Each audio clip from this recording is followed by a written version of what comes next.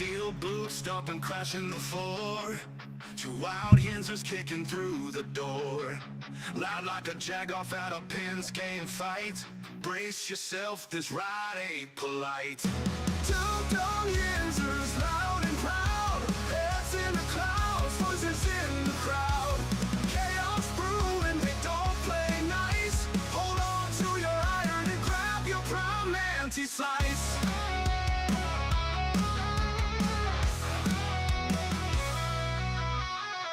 Tales from the burb with a hint of mayhem. Pierogi powered, nothing can constrain them. Knocking back stories like an icy cold brew. You never know what these two might spew. Two dumb yinzers, loud and proud. Heads in the clouds, voices in the crowd. Chaos brewing, they don't play nice. Hold on to your iron and grab your prime anti-slice.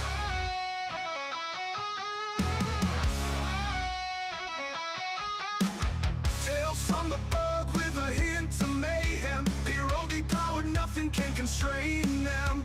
Knocking back stories like an icy cold brew. You never know what these two might spew. Two dumb yinzers, loud and proud. Heads in the clouds, voices in the crowd. Chaos brewing, they don't play nice. Hold on to your iron and grab your prime anti-slice. Rivers collide where the laughs always flow. Black and gold thunder everywhere they go. The madcap kings breaking every mold. With two dumb yinzers, the stories don't get old. Two dumb yinzers, loud and proud. Heads in the clouds, voices in the crowd. Chaos brewing, they don't play nice. Hold on to your iron and grab your prime anti-slice.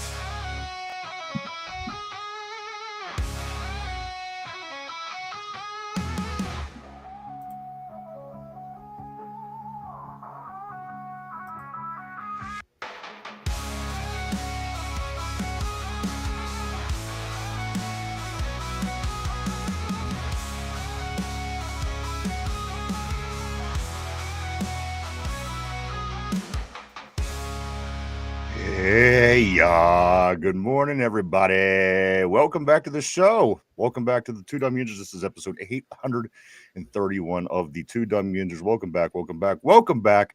Glad to see familiar names on the board nice and early because, guys, this is not just any day. This is Steeler game day. That's right. The Pittsburgh Steelers travel to Cincinnati to take on the Bengals tonight on an 8:15 start on Thursday Night Football and kicking off Week 7. The Steelers coming in with a 4-1 record, taking on the Cincinnati Bengals, who have a 2-4 record. Is that what it is? 2-4? I believe so. Yeah. Hoping to expand on their lead in the division, guys. Not only in the division, but also in the AFC and even in the big picture overall. They're in the top 4 when you're talking about the 4 top teams record-wise in the league. So it's time to get excited because, guys, I think I think tonight, I hope tonight, I sure do. I think tonight, guys, that the Steelers are going to win. I think they're going to put us at 5-1, and then we're going to have extra days to get ready for Green Bay and then Indianapolis, who I was looking at their schedules, Mike, and I got to be honest with you, these 3 other teams that have one loss like we do, they didn't have great schedules either. So as people continue to go on about these Steelers and they haven't played anybody, take a look at Tampa Bay, take a look at Green Bay, and also at Indianapolis. Their schedules are rather weak as well. And again, it is what it is. Here we are sitting, and we're passing a third of the season heading into Week 7. So this is where we're at right now. We're building ourselves a nice little lead within the division to hope we could sustain and also hold on all the way to the end of the year and get a top seed. But still, there's a lot of football to be played between now and then. A lot of things to talk about heading into tonight's game.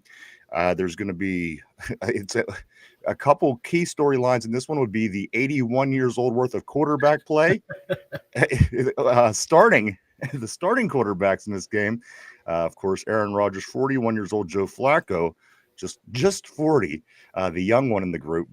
And you know what? It's gonna be a good time. The Bengals, of course, losing their superstar quarterback Joe Burrow for most of the season, Cincinnati was involved in apparently a controversial transaction last week by bringing Joe Flacco.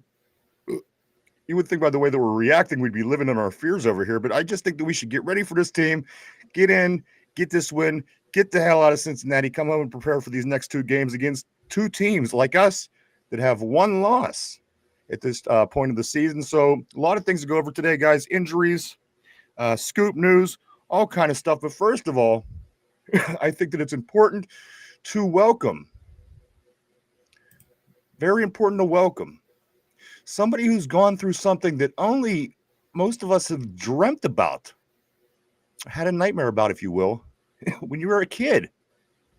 Have you ever had the dream that you went to school naked?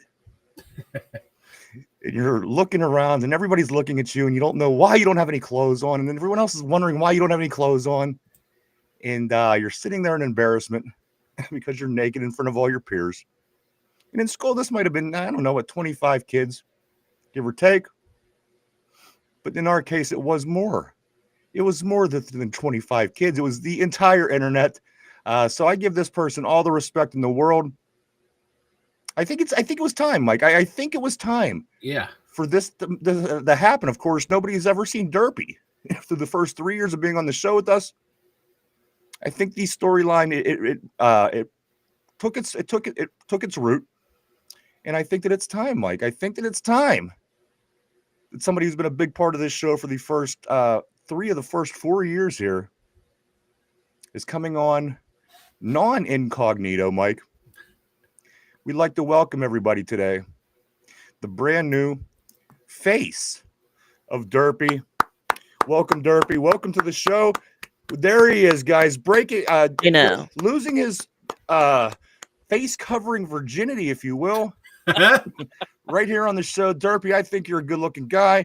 I think you're even better looking when you got your Steelers gear on in the Steelers stadium in the background. Great to have you on, sir. How does it feel to be on the show? Again, I seen you doing other things, so it's not your first, but how does it feel to be on the show now and see the audience, see the viewers? They see you back, and how's it feel to settle in? Better than the other day without my shirt on. That's a statement. Now, let me ask you this, Derpy. What went through your mind? Because you could tell the look on your face, when you realized that you were sitting there half naked. You could tell it was a deer in the headlights look. You looked like you would rather have been dead at that moment. Yep. What was going through your head as that at that moment? It felt like 30 years, but it was literally about 4 seconds. Derpy, what was going through your head? I was like, oh crap. I didn't even, it was an accident too. I took my shirt off prior to the thing, and then I set my headset down on the computer, and then it revealed myself. So. Oh. And you know what? You've worked so hard, and I got to give you credit, Derpy. You've made a good run. You went years without revealing yourself. So you made a really good run, and it didn't end the way that you wanted it to. It kind of went without your decision. But you know what?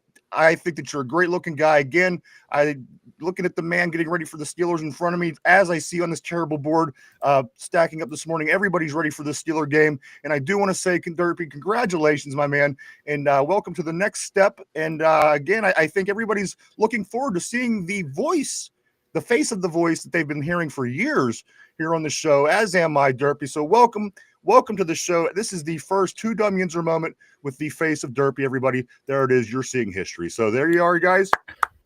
Here we go, baby. Derpy's in the house, my man. All right. Good morning, everybody. Let me check. Comments are killing me.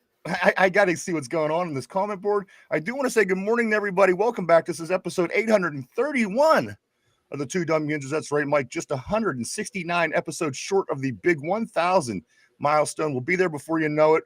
But before we get to that point, we have to talk a lot about what's going on tonight in the city of Cincinnati. Our Pittsburgh Steelers, of course, over in Cincy, getting ready for these Bengals. The Steelers are 5.5 point favorites. And just like Derpy, the Steelers will be wearing their black jerseys as well, because the Bengals are trying to go with the whole whiteout thing. Mm-hmm. And they're going with their white uniforms and the white crowd and white clothes in the crowd. I'm sorry. And we're going in with our black jerseys, which I love. It gives you the home field vibe, and I always love watching our Steelers in the black jerseys. So for me, this works out. You know what? Keep it that way. If we could keep coming to your stadium wearing our black jerseys, I'd be thrilled with that. But nonetheless, guys, we're going over to kick some ass tonight. Joe Flacco will be starting for the quarterback for the Bengals, fellas. And also, this wasn't the case just 2 weeks ago. We were salivating at the idea of getting our hands on Jake Browning in the Cincinnati Bengals. Of course, the big trade or whatever the hell it was that went down with Joe Flacco just last week, guys.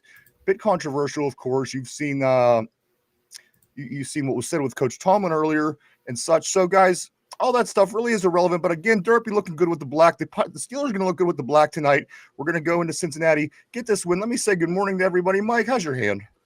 It still hurts. It's still, I can do. I'm getting the grip better. Look. I can get further down. Everyone, You said Derpy? Derpy. Look, yeah. I see it right there. It's not as good as this one. It's not as good as that one. Not as good as that one, but it's getting there, fellas. It's getting there. You're looking good, Mike. What did you see? I didn't know that you were icing your hand yesterday. I got to be honest with you. I was watching back yesterday after the show, and I noticed that you were icing your hand the whole episode. If I would have known, only if I would have known that this was going on, because I don't sit there and stare at you throughout the course of the whole show. But again, I did see you icing away, Mike. You were just with this ice the whole show, 2 hours. Yeah, yesterday, the pain was unbearable yesterday.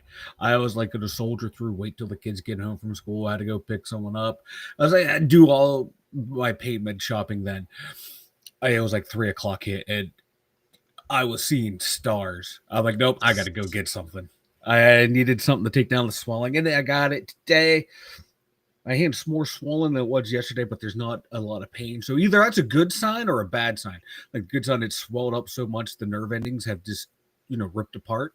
Or, I'm in the clear. I'm on the downside of the injury. I will be ready to play. I'm a game time player, unlike Cam Hayward. I'll be there. Well, I got to say this, Mike. I was wondering when this all went down. You were telling me about it. And I thought, oh, yeah, this has been the past week. Mike goes, I don't know. I did this back in January.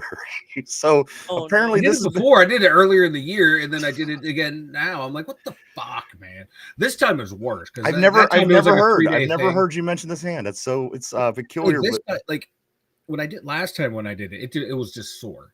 Yeah. And it kind of hurt to move, and I could move. This time, I can't move it at all for the most part. So it's a bit different. So, guys, let's get into the board. I don't want to leave anybody out. This is game day. It's time to get into it. It's time to get excited because in about 8 hours, as a matter of fact, 8 hours and 2 minutes, the kickoff is scheduled for the big Steelers and Bengals game tonight. A lot of things going on today's show. We're going to try to figure out what it's going to take to beat Cincinnati. We're going to look at overs and unders for the game tonight. And also, we're going to get some picks in. Of course, don't forget, if you are in on the CBS pick'ems, get in and get your picks in, at least for tonight's game. You can take a little longer on the rest of them. But as soon as the Steeler game starts tonight, you will not be able to select that game anymore. So if you want to get in and get that extra win, if you will, get in and place your bets on the CBS Pick'em. It costs absolutely nothing. Mike will put the link up on the terrible board. Just hit the link, go in. It costs nothing. Takes about 30 seconds to do. So get in and do that. And again, good luck. It's a lot of fun. We've been having a blast with it so far. Let me get to the board, everybody. Good morning. Welcome to the show. Phil the Steel. He says, what's up, you freaking yinzers? What's up, brother? Great seeing Phil on the board. You know what, Mike and Derpy, there's nothing quite like Phil the Steel on game day. I got to be honest with you. We've known him for a couple seasons here on the show, but he is certainly a big piece of game day in the Steeler games for us here on the show. He's a different animal on game. I got to respond to a comment. Yeah, go for it, man. Feel the Steel? This one's for you. Boom! Oh, there you go. Oh, I like that, Mike. Look at you. Look at him, Mike. He looks like a whole different guy. The microphone. Can we go back to the logo? Phil the Steel. I'm already annoyed looking at him. He says, yo, Derps, boom! And then Tortilla says, Derpy! So everybody's excited to see Derpy back this morning. I got to be honest, so am I. Phil the Steel says, tonight I want to see Blitzburg and no freaking 3-and-outs from the Steelers offense. You get the ball back, score MF and points, Steele Corey says, here we go, rocking the Rodgers jersey today for the game tonight. I'm feeling more confident about a win tonight, but I will have to watch with one eye tonight at least We're up by 2 to 3 touchdowns, LOL, which is better than what Mike got going on. Mike actually works in the middle of the night. He goes out about 2 in the morning. So if he plans on getting any sleep, you're going to be missing a lot of this, Mike. I know you don't like these Thursday games. I hate these Thursday games because I do have to work, and everyone at work is like, "Oh, what do you mean you're not watching the game?" I'm like, I'm here an hour before y'all. I gotta be honest. I gotta sleep. And where do you guys? Oh, we're gonna take a nap during the day. It must be nice. Must be nice. I gotta be honest with you. I now that I can see Derpy, I want to talk to him more. Look at him. You can talk to. I'm not saying that I don't want to talk to you. I'm just saying I just feel no. I'll go ice my. I just feel more drawn to him. More personally drawn to him. I like this. I like it a lot. Well, and then he keeps fading in and out of his existence. That's all right. Too. Look at that. All right. Oh God, he's too close. Get back. See, you know what? I seen him without this shirt. That does nothing to me. That face did nothing for me. As far you know what I mean. I actually enjoyed that. It was a delight. After last, matter of fact, 1 week ago, the big reveal here on the show. But let's move on. Tortilla says John Gruden has a great matchup breakdown on YouTube. I didn't know the Steelers are number 1 in yards after the catch. They are, and the Bengals give up the most yards after the catch. Yep. So you're starting to look at this matchup, Derpy, and you're thinking things are really starting to look our way. Is there anything about this game to you that concerns you at all? That the word trap game has not come up enough this week, because last week we really overused it, and then we went out there and simply beat Cleveland. Do you think that people were just feeling that way because of what happened with Cleveland, or do you think that people don't think that this is a trap game at all? Because again, Derpy, I've heard that term none this week. It could go either way, but I feel confident in the Steelers tonight. The only concern is 2 words: Mike Tomlin. Okay, fair enough. History. Fair enough. Let's get back at it. Phil says, let Big 80 eat tonight. I hope so, guys. Got to stick around for the overs and unders. We're going to try to figure out where the Big 80 is going to land tonight as far as numbers go. Tortilla says the Falcons just beat the Bills. I don't know how easy the schedule is. Still have to execute. Well, the Falcons certainly did, but the Falcons got shut out by the Panthers the week before, 30-0. Yeah. So that's my only argument about what you're saying, Tortilla. And they're not one of the teams that only has 1 loss. So in all fairness, the teams that have 1 loss, Indianapolis, Tampa Bay, ourselves, and Green Bay, not tough schedules early on. I don't know what's going on with the Falcons. However, again, I do know they got shut out 30-0 by the Carolina Panthers and then turned around and beat Buffalo. So again, I'm not sure what the hell's going on in this league. I'm here for it, Mike. This is certainly the kind of season that benefits us this year. Oh yeah, yes it does, man. Like I said yesterday, man, if we go out and take care of business while the other supposed good teams are tripping over their own dicks right now, that's better for us. We can start to separate ourselves from a lot of the competition. Build, like you said, man, stack those wins early so we have a nice little cushion in case something does come up down the road where we stumble for a game or 2. But if we can build on this success that we've had leading into this game and keep it going, and get out of there with a victory, just get out, handle business, we're going to be sitting good. We're going to have a stranglehold on the AFC North, and we'll be sitting pretty in the AFC. And we're going to, like I said, we're kind of a little separation between us and everyone else. Because they're losing to teams that they should beat. And now we're going to beat the teams that we should beat. That Pittsburgh hasn't done that in a while. Yeah. Since Ben retired, we haven't really consistently beat those teams that we should beat. So if we can do that now, that shows that the way they built this team, man, they know what types of players they wanted, and they went out and got them and totally changed the locker room culture for the better. But they have to go out there and handle business. They cannot trip over their own dicks like Buffalo has been. So we got to do it now. Okay, no, you're right, man. It's the thing is about this team. Again, once Baltimore comes back next week, if you look at their schedule, it gets considerably easier. If you look at somebody has the Dolphins coming up. So again, those games that are going to be won, I think, rather easily by these teams that we are, in competition with, Mike. I think, they're going to start getting their wins. So this is where it gets interesting for us because we're going to win, hopefully, the games we're supposed to win to this point. So if we beat Cincinnati tonight, we'll be sitting at 5-1. Now, these next 2 games, Mike, it's definitely a litmus test of what this football team really is, this Pittsburgh team from top to bottom, the coaching, the confidence, the players, personnel, everything like that, because You're going to get Green Bay next week, who a lot of teams consider a contender for the Super Bowl. Mm-hmm. And also, you're going to get the following week this Indianapolis team, Mike, who has just been doing a lot of great things so far this season. So they're not Buffalo. They're not Baltimore. They're not Philly, not Kansas City. Take those 4 teams, forget their records, and just put them aside for a second. Now you have the second tier of good teams in the league this year, which end out being Indianapolis, Green Bay, Pittsburgh, teams like this. So now that's going to be a big test for us, Mike, to see where we stand in that second tier of teams before we can move on. If we come out and we beat Green Bay and then we beat Indianapolis, just let's say, imagine how good we're going to be feeling 3 weeks from now if that's the case. So, if we continue to win and start winning a couple of those games that people don't expect us to, it doesn't matter if Baltimore gets Miami. It doesn't matter if the Browns get this team because, again, we're doing what we got to do. And I think that's a point they're really trying to push across this year. I certainly know Mike Tomlin, he was adamant the other day saying, we're not worried about what anybody in this league is doing and other players as well. We just have to worry about what we're doing. And that's the best case scenario because if you could worry and worry and worry all you want, it's not going to matter what anybody else is doing because you have no control. The only thing you control is getting to 5-1 tonight and figuring out a way, putting a game plan together, getting your leaders together and figuring out a way to play your best football in the following 2 weeks, Mike, to get at least 1, maybe 2. Because again, if you win both of those games, you're going to be 7-1 with 2 wins against Green Bay and Indianapolis.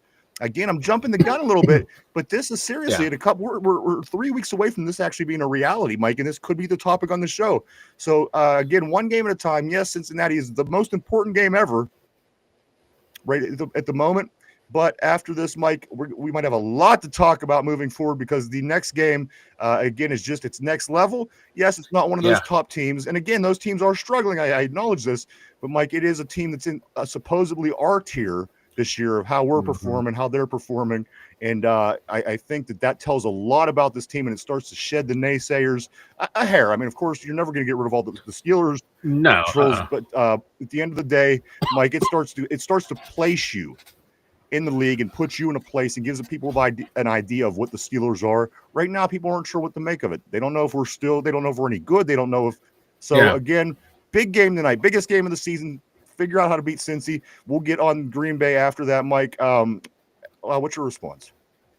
Well, the beauty thing about what we do is we're, unlike the Steelers, we have the luxury of, like you said, looking ahead to like, hey, man, if this team does start 7-1, that's the beauty about, what we do here is we can't think ahead. Whereas the Steelers, I think in years past would look ahead, but the way they built this team, bringing in Aaron Rodgers, Jalen Ramsey, 2 leaders on offense and defense who have been there, done that. They know what it takes to win a Super Bowl, and they have everyone focused. Everyone has bought into whatever the Steelers are selling, and every free agent we picked up has bought in, and you're hearing it in the interviews. People are asking about, Baltimore. Like, we don't care what's going on at Baltimore. We're worried about the game. This team is focused. But yeah, man, if we can jump out to 7-1, narratives are going to change quickly. Absolutely. They're going to change in big time about the capability of this team, about Aaron Rodgers, about Arthur Smith. It's going to change. And, but the team and the coaches have to hold up their end of the bargain. They have to keep that same focus throughout. And can they do it? I think they can because, they changed 11 out of 22 starters. And you're not hearing any weird shit coming out of the locker room about any discontent. No one complaining about catches. No one complaining about, I'm not getting enough playing time on defense. There's none of that. There's no malcontents on this team. And that was like the big worry bringing in some of these guys. But everyone, it's just chugging along, man. So if you keep winning, that attitude's just going to get better and better. And the better attitude you have, you're probably going to play better. You're going to play looser. You're going to trust the guy next to you more. And you've noticed one thing, the mental errors on the defense, especially in the secondary.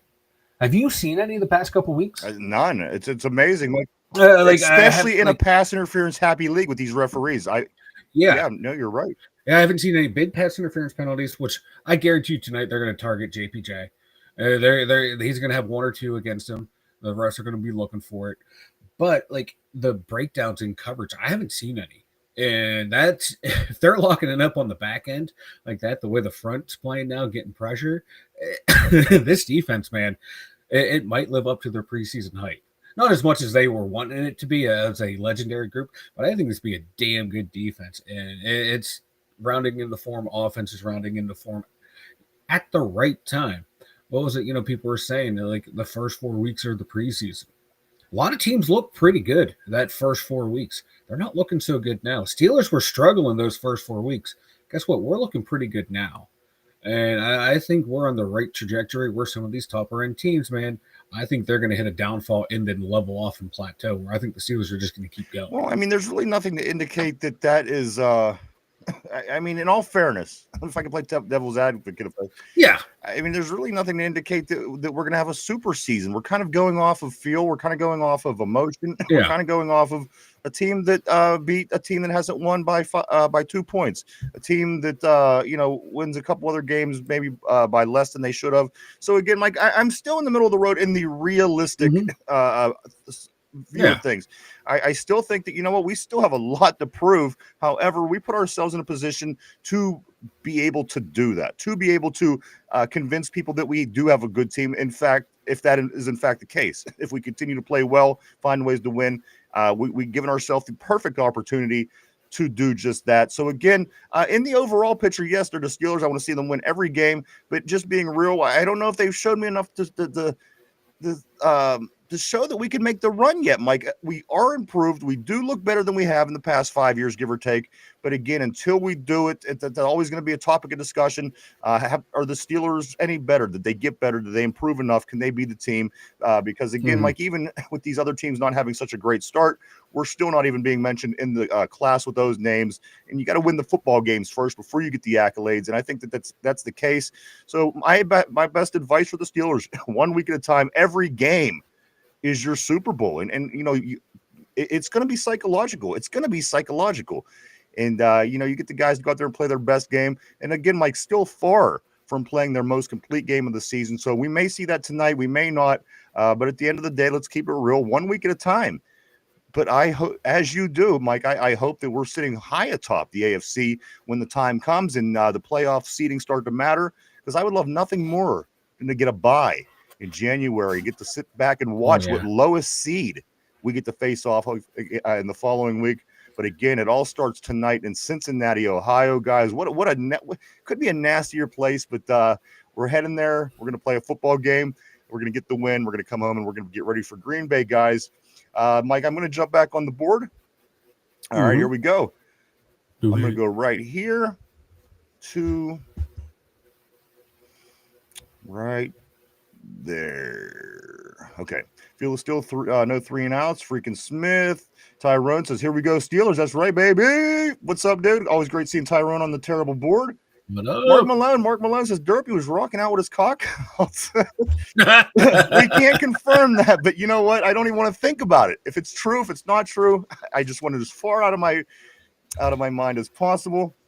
Let's see, Corey, what's up, dude? Nice seeing Corey on the board as always. Incogito. All right. Diddy Derpy is what Tortilla's saying. Feel the Steel, of course, just like the rest of us, is excited to have Derpy back with the applause emoji you see there on the terrible board. And then he follows that up by saying, is he wearing Debo? Is that a Debo jersey? Derpy, what's going on? I can only see one number. Yes, sir, it is. 92. Yep, there you go.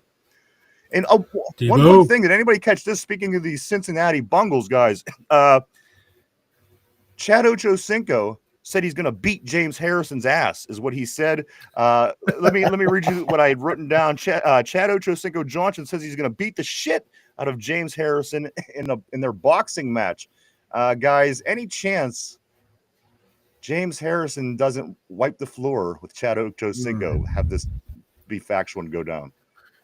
And Ochocinco does have the wingspan. He can jab him. He can jab him and keep him away. But if Debo gets inside, it's a different story there, man. That reach advantage. Man. What do you think? One's a Super Bowl champion. One's a playoff first rounder exit. And you know what? One of them guys put, Mike, I recall them saying in Derpy, he puts roughly about $120,000 in his body every year for the building of his body. And you know what? You better damn well be big and strong if you're putting that kind of money in. And that is what James Harrison does. I don't know what weightlifters do. But My can he money's on fight, though? Debo, though. That's the thing. I'm taking Debo in this one as well. Let's get back on the board here. I'm taking Jake Paul. Jake Paul. Let's see. Tyrone, he says, I love the black jerseys. My whole entire life, I would rather wear them wear the black jerseys than nothing. I would like to be the way the Cowboys do everywhere. Just wear black jerseys all the time. I miss Like the how they do color with rush the white. jerseys. Though. What's that, Derps? I miss the color rush jerseys. Yeah, Color rush. they'll come back. They'll come back eventually. I think this year they're trying to big sell on the old the throwback ones, which I don't hate. I do like them kind of, but I did like the color rush as well. Phil the Steel says it's a home game for the Steelers, Steeler country in Cincinnati, baby. That's right. We'll be traveling. No two ways about that. Cincinnati's in Kentucky. Yeah, close enough. We'll be taking the the terrible towels with us and packing that stadium tonight. Get the Bengal fans going down the Escaloosa early, boys. Corey says the last whiteout game a Pennsylvania team had was a disaster for that team, wasn't it? So it's all good. I'm trying to not what kind be of team could that be, too Mike? hyped, but I'm ready for some football. I don't know. I can't. I don't know, some shitty, overrated team that is top 10 in college for wins since the 1880s. But I'm in the transfer portal of the fandom. Yeah, so they have I'm taking all. Yet they have applicants. most overall success, just as much as these lowly Pitt Panthers do. I know, right? You can win them regular season games all you want, I guess. Right? Let's see. We've been jobbed out of national championships because our coach is retiring. Who gives a fuck about Nebraska? Well, I don't think. I think maybe the 3 losses to unranked teams probably had a little bit more to do with that. Oh, this year, yeah. I'm living in the past, and in former glory. Keller Hoss, he says, "Derpy Cam, wowzer, man, look at that guy, huh?" It's like we just hired a new guy, and we based his hiring on his looks. Come on, look at this guy. Mark Malone says, "What the fuck do you do to your hand, Mike? Mike, give us a small, because I don't think anybody quite understands what it was that happened to your hand." I slapped Cinnamon's ass too hard. He massaged Peaches. Fuck yeah, I did. She's a little rough around the edges. I banged it off a piece of metal at work somehow. I don't know what I hit. And this happened in January? Oh, no. It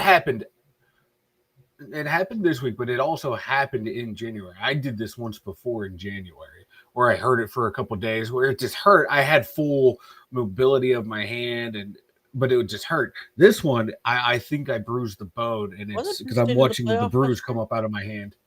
So yeah, it's kind of rough. It could be a deep bruise. That was one of the things that I did initially think, Mike, just because how you explained it. It sounds like a deep bruise. Yeah, because it's getting. I can see now it's getting redder as the days go by. So the bruise is going to be coming out of there. It's pain in the dick because I can't move anything at work. I'm like grabbing boxes like this with my hand and my wrist, like I'm like a little toddler who doesn't know how to use both hands yet. And then everyone's like, "Oh, I'll grab that for." They're acting like I'm an invalid too when they're not making fun of me. They're like, "Oh, don't worry, old man, we got you." All right, so there you go. Derpy, any comments on Mike's hand before we move on?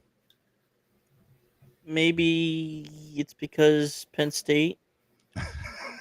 These two with their Big Ten. I do have to move on. Let's move forward. We're going to the SEC, man. I'm taking my talents to the SEC. Weren't you in the playoff last year? Maybe that's the reason. Hey, baby, we won 2 playoff games. Derpy, now you go ahead and say your part, right? Mike's team won 2 playoff games. What did your team do? Come on, what's your team do?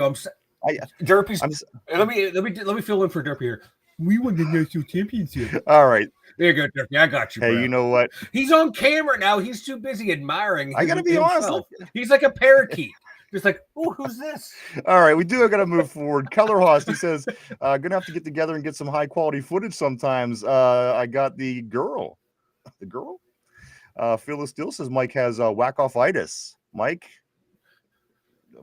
I can neither confirm nor deny. All right. Phil says Derp's wearing the immaculate interception. Debo, yes, the immaculate interception. I like that. Tortilla says Mike right there. He says it in black and white. He says you got to switch hands. What's your problem? I'm sorry. Tyrone says I'm so hyped for this game. So I woke up in the middle of the night, about 3 or 4 in the morning. I thought, I can't believe this is Steelers. I can't believe this is game day. Good, Derpy.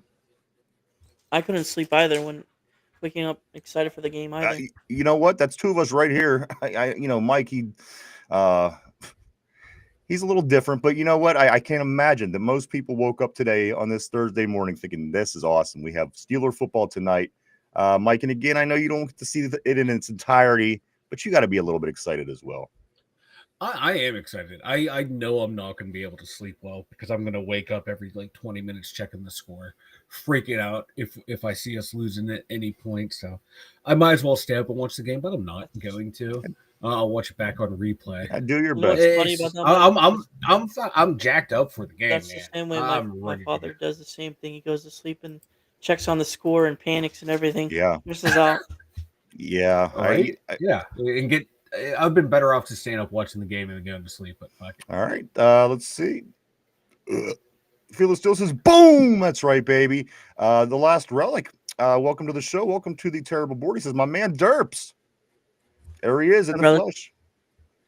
Tortilla says, I feel more personally drawn to people I've seen naked too. Derpy, this could What also... do you mean by that? What do you mean by that, Tortilla? Yeah, what do you mean by that, Tortilla? Also, Titus Kitchen, welcome back. Great seeing you back on the terrible board as well on this Steeler game day.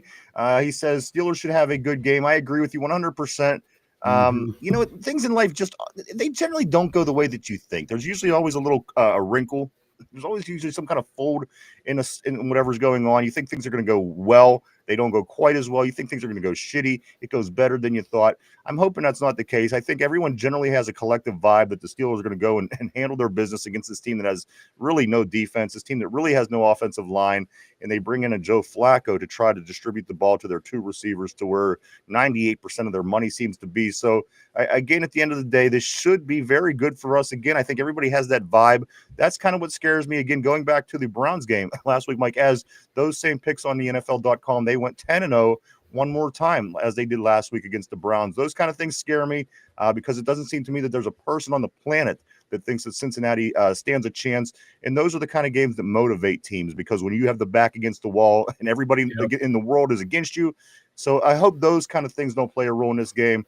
But certainly, Mike, I think that most people believe that the Steelers should have a good game tonight. And again, I think this is a game that they need to have a good game to show people, Mike, that they're just going to continue to win the games that they should win. Division or not, they're going to win the games that you should win. And that is the one of the recipes to success. Just the baseline to being a good team in the NFL is beating the teams that you should beat. And we need to do that. And like I said, that's what's going to separate us right now from everyone else. We're beating the teams we should.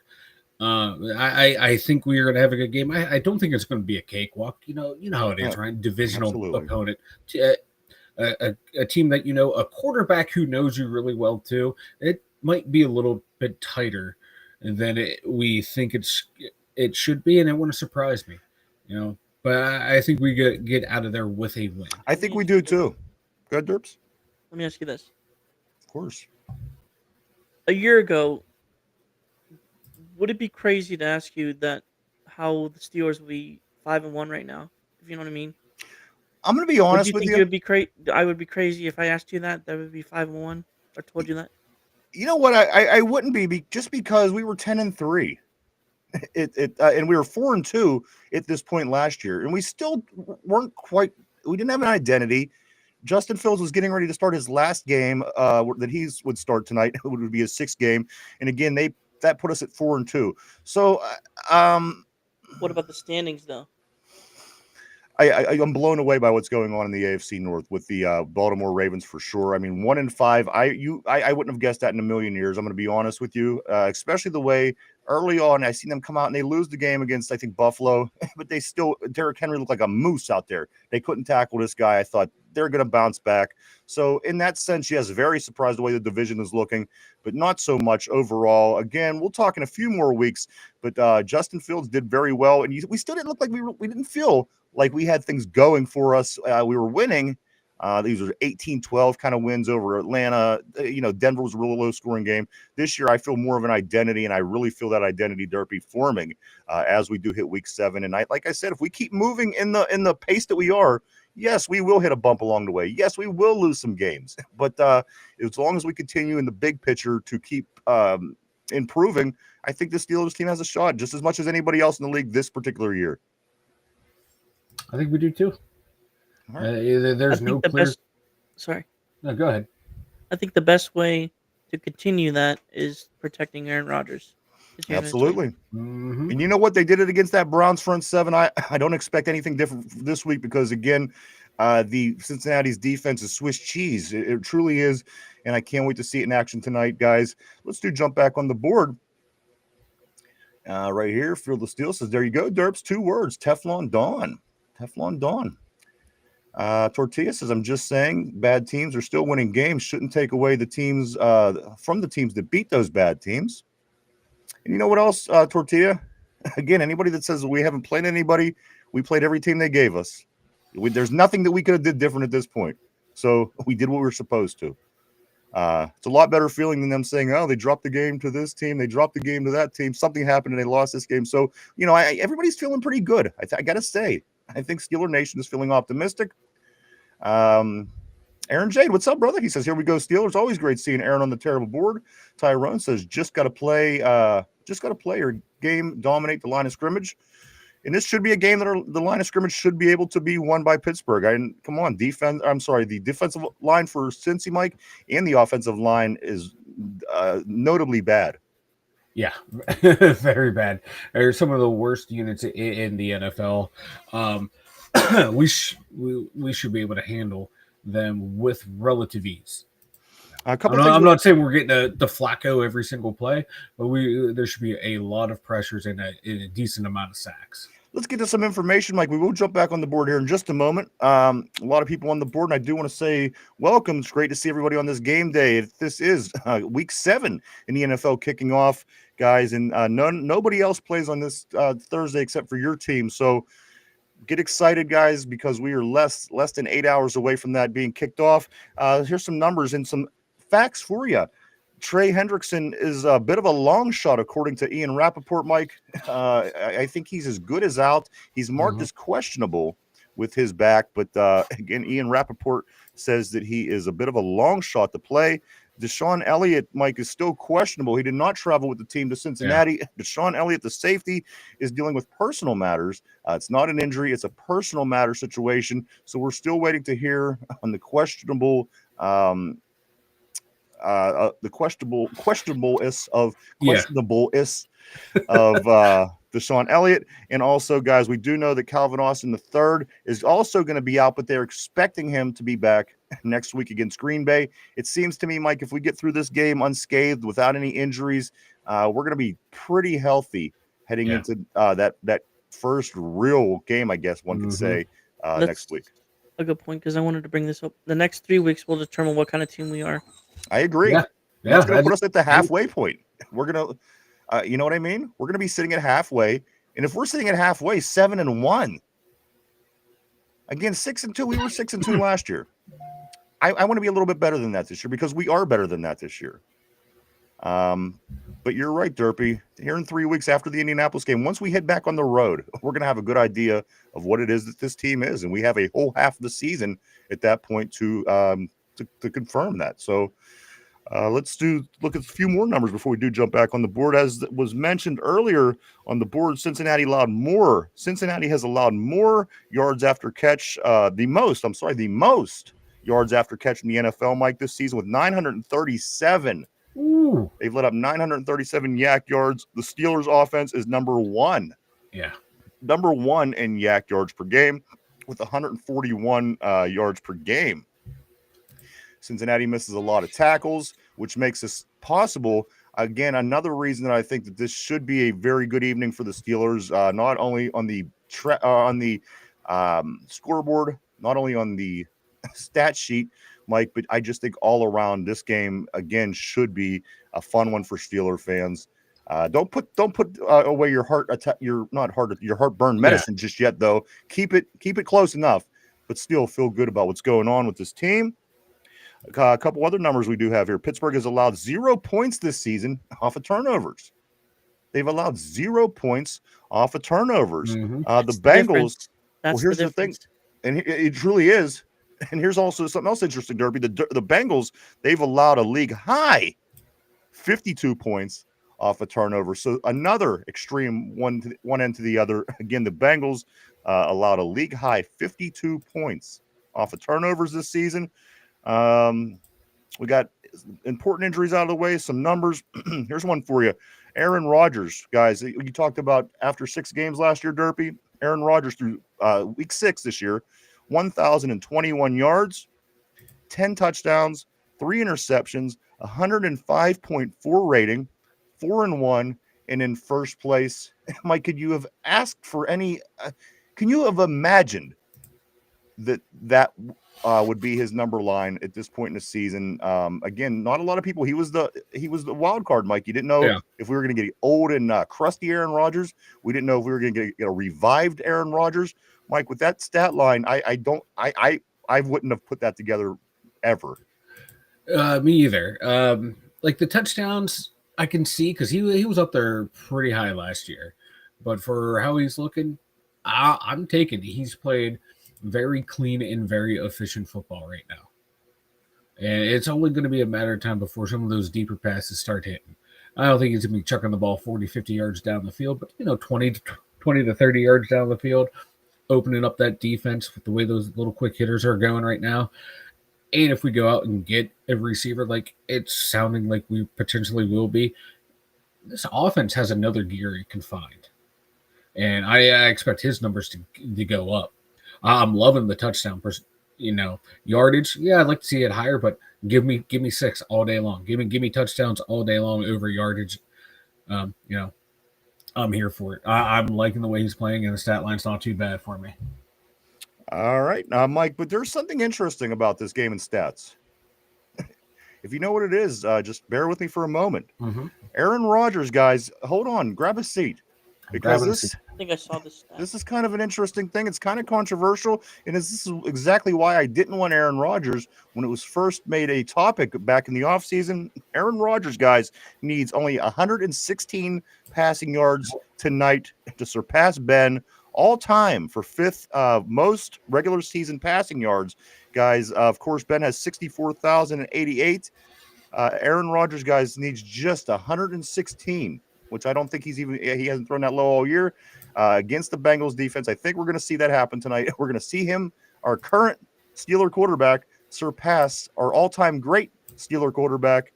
Mike, if Aaron Rodgers is going to break this, I think now I'm happy that he's doing it as a Steeler, because if he was going to do it elsewhere, it would have a shitty feel. But overall, you know what? He's going to do it, but it's going to be in our uniform. So we got 2 guys that got to that point in our uniform. Yeah, I'll take that too. In the way he's playing too. It's not like he's playing poorly and, passing Ben on the all-time list. Like, oh my God, this guy's just doing it as a retirement toward a move up list. He's playing really good football, especially for someone who's 41 years old. And I'm going to be real. Yeah, man. Yeah. It's more than likely to happen next week against the Packers on Sunday Night Football. So you don't think Aaron throws for 168 yards? He might, but I'd rather see it against the Packers. All right. Narrative-wise, yeah, but I want Aaron to go out and throw for like another 220, 225 like he did last week, and a couple touchdowns. Well, anyway he does it, guys, it's interesting because, again, it is against our Ben. And Mike, it's only 116 yards. So my bad. Even more doable. Guys, here are a couple more interesting numbers before we do move on and get back to the board. I do not want to miss anybody on this game day, guys. Again, this is Steeler game day. Thursday Night Football tonight. The Steelers at Cincinnati.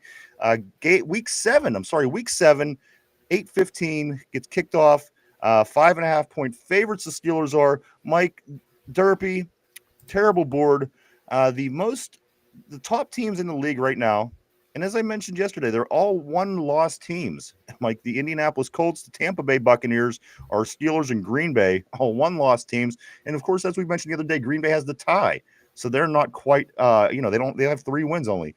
Mike, so these are the 4 top teams. And I do want to say, then the reason I brought that up is because we keep getting the you haven't played anybody. That's and every Baltimore fan that you talk to, they say the same thing. And anybody that's not a Steeler fan, you haven't played anybody. But do yourself a favor.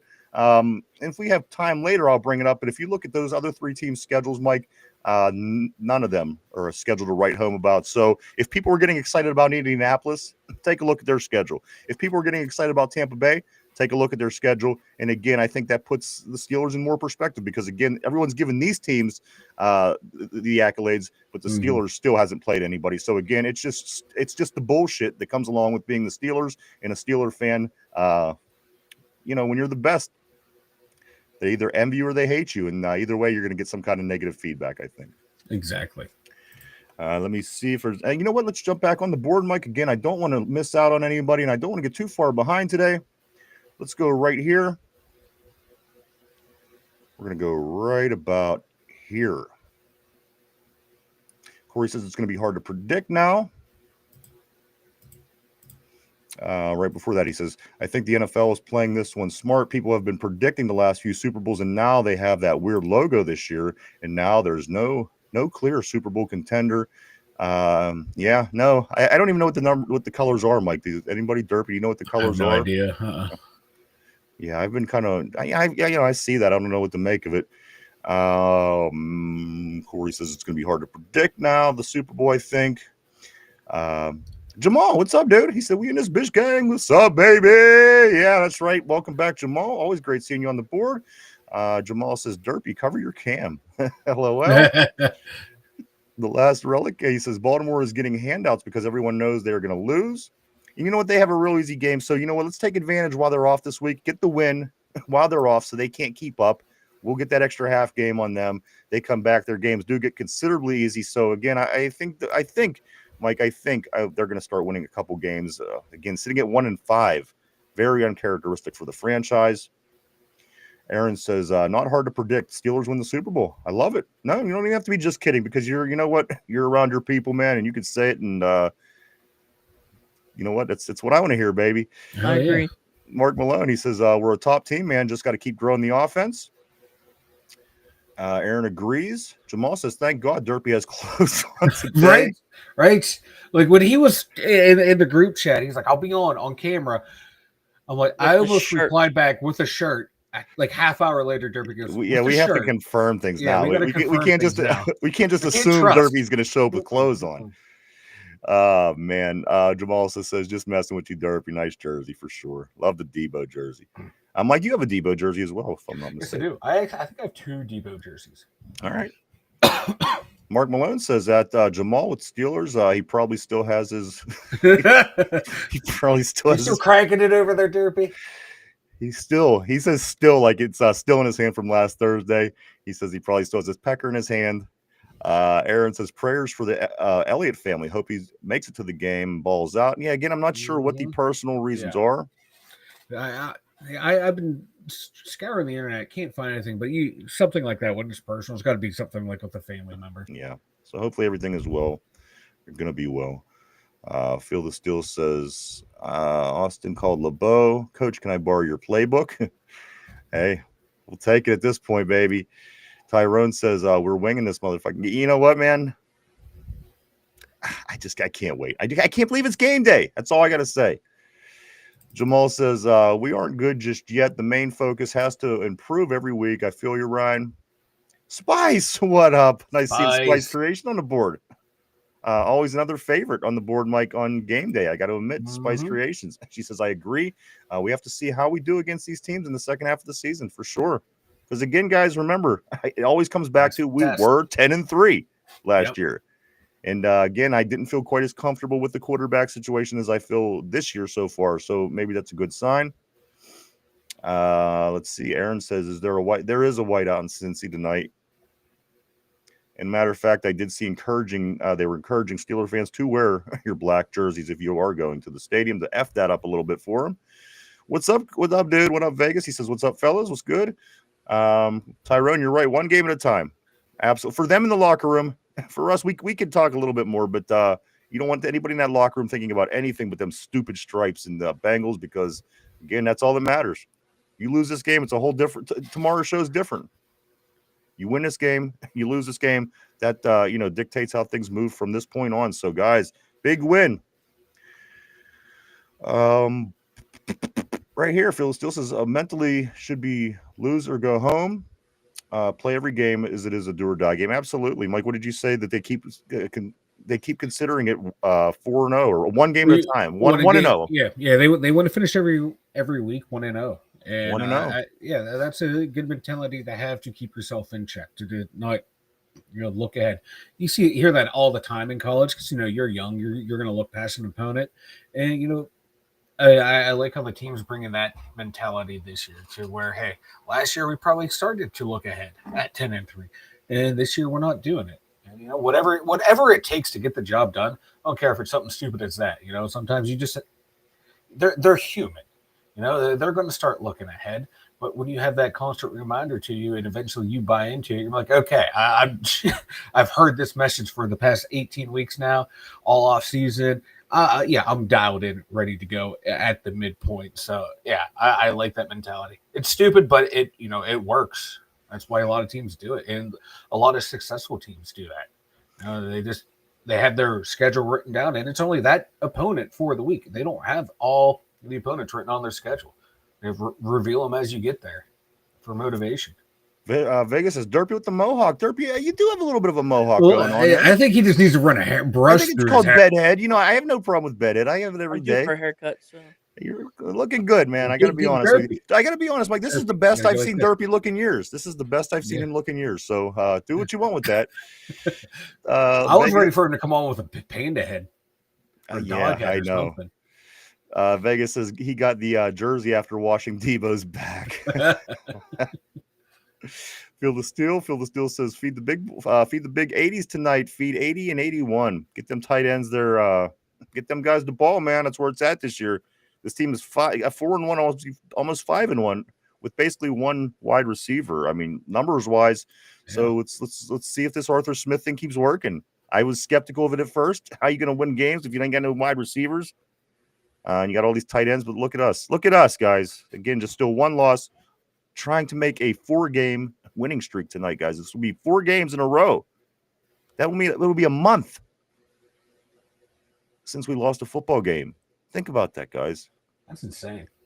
Who would have thought for this team? That's what I'm saying.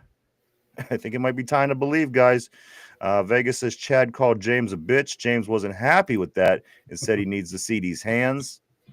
Tortilla says Ocho cries every time the Bengals lose. I would watch that fight. I watched Mike Tyson and Logan Paul. I would definitely watch James Harrison. That one, you want to talk about rigged. That one was rigged. How many times you saw Tyson pull back a punch? You think? Vegas says combat sports have weight divisions for a reason. Is the new Tomlinism. You never know what's going to come out of his head. You just don't. John, my man, Big John Stud, middle name Mud, back on the terrible board, says Derpy's voice doesn't match his body. I envisioned a 90-pound pencil neck geek. All right. It's fair. Let's see. Jamal, yep, one game at a time, fellas. Absolutely, dude. Absolutely. There's nothing else that matters than the Cincinnati Bengals right now. Nothing. If you're a Steeler, because it's irrelevant to have anything else on your mind. If you're sitting back and thinking about Green Bay, that means nothing. It'll do nothing for you. And getting to Green Bay with a 5-1 record is more important than overthinking it and losing this game and then having to deal. And again, Bengals. Vegas says you hurt your hand taking a snap like Will Howard, Mike. I did. Interesting theory. And like when we say taking a snap, Will Howard and I were both smacking Aunt Peaches and Cinnamon's ass. It was just, I couldn't say anything at the time. I didn't want Will Howard to get in trouble with the team, but now enough time has been removed. That's what happened. We were slapping asses. Well, Vegas follows it up by saying take advantage of their generosity until you're healthy, Vanilla. So. Oh, I am because I know once I'm healthy, I'm gonna get nothing but shit on at work. You remember when you had to walk around like this? I gotta be honest with you, Mike. Your history of getting hurt, you have a bit of a history. Dude, I fall into the past. Like when I first started working where I work, I would fall into the vehicles all the time, and they'd be like, "Really, dude?" I'm like, "It just happens. It just happens." You hurt your back when you were going reverse in the car. That's the only thing that I got to come back to. Bro. Hey, the universe knows they gotta nerf me. Otherwise, I will be fucking shit up. Martin Malone says you got Sandusky hand, Mike. He says that's it. You got Sandusky hand. I don't know if you want that. There's so many bad jokes going through my head. Let's see what else we got on the board. The board is brilliant as always. I got to be honest with you, Mike. Killing me, Mark. I never see more brilliance than on our terrible board. I got to be honest. Tyrone says Steeler junkies. That's right, baby. Finchy, boom! What's up, Finchy? Great seeing you, my man. We did get Finch's picks, Mike. He sent them over via absentee ballot, if you will. He was busy with work, so we do have his picks. I do have them here, and we will get into that later, along with the overs and unders heading into the game tonight. Field of Steel welcoming Fincher back with the boom of his own. Gang from my man. Sorry. Jamal Corey says, I do feel the matchup favors Rodgers tonight. I don't know. This is a new look Steelers team, but the history here gives me PTSD. Yeah, history's not on our side for this game. I seen somebody say something about this looks like 2007 all over again with these teams that are successful, the Colts, the Steelers, and somebody they commented, so we're going to lose to Jacksonville in January, huh? Yeah, exactly. Yeah, and the Patriots, of course. Right now, Brady, Ben, and Phillip Rivers, man, but they're slinging the ball around this year. Yeah. It's like fuck. Derpy's. Oh, okay, he's back. I was worried you got sucked into the void. Yeah. Look at him go over there. Well, every time he like fades out, I'm afraid he's going to fade back in and have like a titty licking it. You gotta understand that there's going to be PTSD here as well, Derpy. I think it's totally normal, so I would not worry about that. If I didn't like you, Derpy, I wouldn't be fucking with you. Tyrone says, haven't heard Elliott ruled out yet, so that is kind of good. I agree. Yeah. Until we get the official word, again, it is something personal, a personal matter. Deshaun Elliott did not make the trek to Cincinnati with the team. That does not mean he's not playing. He has not been ruled out. He's still just questionable. So we will see, Mike, on that as the day goes on. Maybe here on the show in the next hour, we could get that scoop out, but we'll certainly keep our eyes open. Tyrone says, please play 25. Jamal says, where is Cody and Somber? Oh, they'll be back. I think was Cody in earlier? I'm not sure. I'm not sure. Yeah, I haven't seen him. John says there's no dominant team right now. That bodes well for the Steelers. I agree. Mm-hmm. Facts, as Tyrone is saying. No two ways about it, man. Kenneth, what's up, brother? Great seeing Kenneth as always on the terrible board. It's game day, my man. Hope you're ready. He says, hi, guys. Tonight we'll show this is not your old Steelers. I hope so. Titus Kitchen, always great seeing back on the board as well. He says Flacco will get sacked 5 times. Steelers defense is great. The Steelers defense has potential to be great. I got to be honest, Mike. And again, if it continues to improve every week, still here in week after 5 games played, I still think it's a pretty good jump they made from week 1 and week 2 by the way the defense looked early on. Oh yeah, big time, and definitely from like in the team overall from week 2 to now, night and day. For sure. That defense, man, has made they're playing the way we thought they would be playing. Also, I do want to say Titus Kitchen said Flacco will get sacked 5 times. Wes Hatchett, what's up, brother? Great seeing you back on the board as well, and I hope you're doing well on this game day. He says Flacco's going to throw the ball up to Chase and Higgins and pray for the pass interference calls. We all know how Flacco plays. That's what I'm saying. They're like, Flacco knows how to play the Steelers. He does. He just, he throws it up there and gets the PIs. We've seen it many times. I think the 11-11 was his record against the Steelers, Mike, with Baltimore, and over the time, just overall 11-11 was always a little bit more than the good play of Joe Flacco. I say there was 2 games out of those 11 that he manufactured the win on his arm alone. Mm-hmm. Tyrone said 7 sacks tonight. I can see it. I can see it. Here's the thing. If the secondary plays those receivers good, it's totally possible. Otherwise, he could kind of go with a quicker release approach like Aaron Rodgers is doing to get the ball out to protect himself. But again, we have the secondary to make it work, to keep these guys, throw the timing off a little bit, maybe crowd them at the line, cause timing issues. That could go such a far way, Mike, especially against this offensive line that is like wet paper bag. You got to be able to take advantage of this.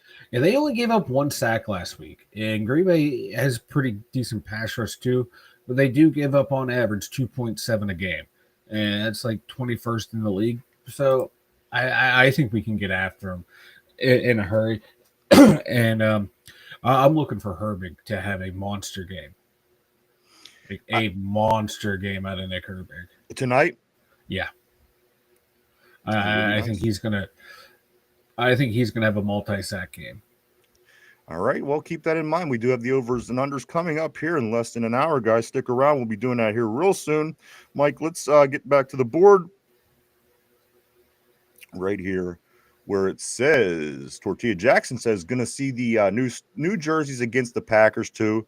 That's right, guys. You're going to see the new jerseys. You're going to see the yellows. Also, you're going to see the throwback Green Bay uniforms, which I don't care for, but the helmets I'm fond of. They look like the old leather helmets. It's the, a regular helmet, but painted as the old leather helmet. So I like this throwback theme, Mike. Next week, maybe we'll do something here on the show for the theme. I think so. I think we should. We do. We threw some ideas around, so we'll just put that out there. I think one of the throwback things we should do is just not have Derpy appear tomorrow. Well, or have Mike. I think the appropriate throwback would be Derpy with no shirt on. I think that would be a effective throwback. So to be careful. I don't like the look in Derpy's eye when we talk about him being topless. I see deep down inside, I think he's an exhibitionist and he planned this and he wanted it to happen. Mike, hey, just be careful what you ask for. I'm sorry, Derpy. You don't want to see the truffle shuffle? Yeah, Mike, the truffle shuffle ain't so cool anymore, is it, Mike? I hope you're happy. I hope you're happy.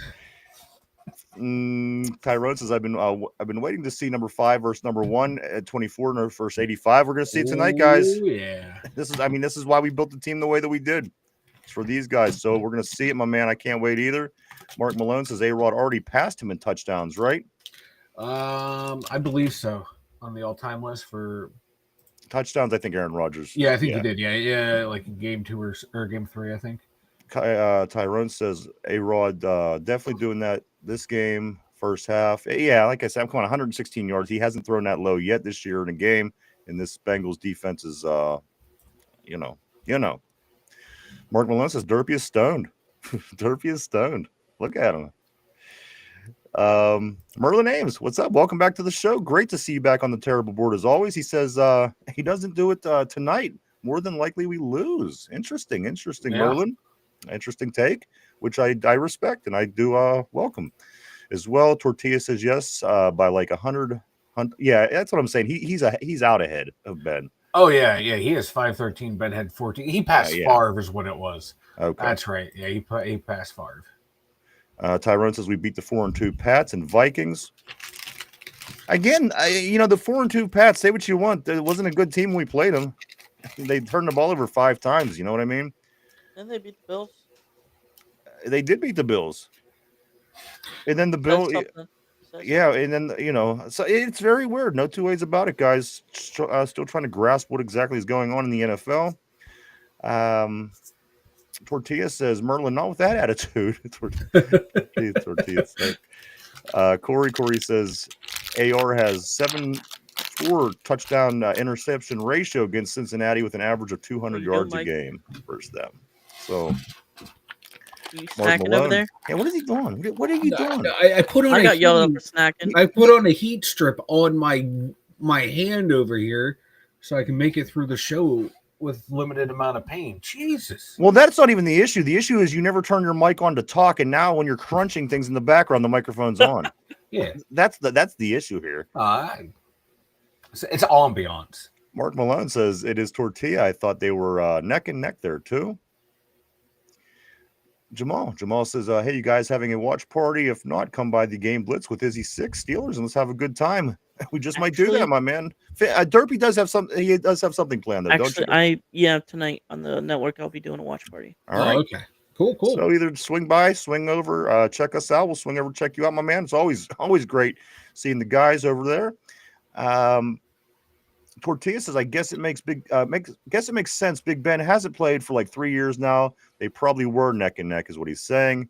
And Ben was out ahead. Again, he was, the 5th all-time best passer in the league, only behind Brady, Manning, Breeze. Mm-hmm. So say what you want. Ben is one of the best, and people are going to try to tell you he wasn't.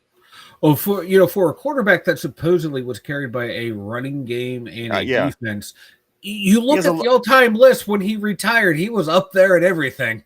He has a lot of good numbers for sure for a guy that's not one of the I have best. the shirt, the Hall of Fame shirt of Do you? his. Yeah, with all the numbers and everything, the stat Nice. line. Nice. Yeah. Vegas says this. He says they're wearing their special Sigfried and Roy white Tiger uniforms. You know what? And Buffalo did that Corey with last the week. point, They're doing that now with these white uniforms. Teams are wearing them at home. And again, I'll take it. I'll take my black jerseys on the road any day. I love the black jerseys. Always have. Always will. Corey Corey's- with the comment of the day. What's that? Corey come- with the comment of the day. All right, let's see what Corey got. He's usually got something spicy. He says, so Cincy fans want to have a white versus black game. That's kind of racist, but okay, rednecks. Is Mendenhall doing the coin toss? Is Mendenhall involved in this? You know what I think we're going to do? We're going to have the extra week, the extra day next week, Mike. Maybe we'll try to construct the best possible white roster that we possibly can. Yeah. It's going to be tough because there's not cornerbacks. I mean, you do have Cooper DeJean, but maybe next week we'll see if we could erect a all white roster that would be actually competitive. Yeah, because we tried this last year and we got some more exciting whites this year. Well, that's what I'm saying. It was tough to do, and now we do have a couple more guys that we could add to our team. Yeah. Again, I don't like our chances, not at all, actually.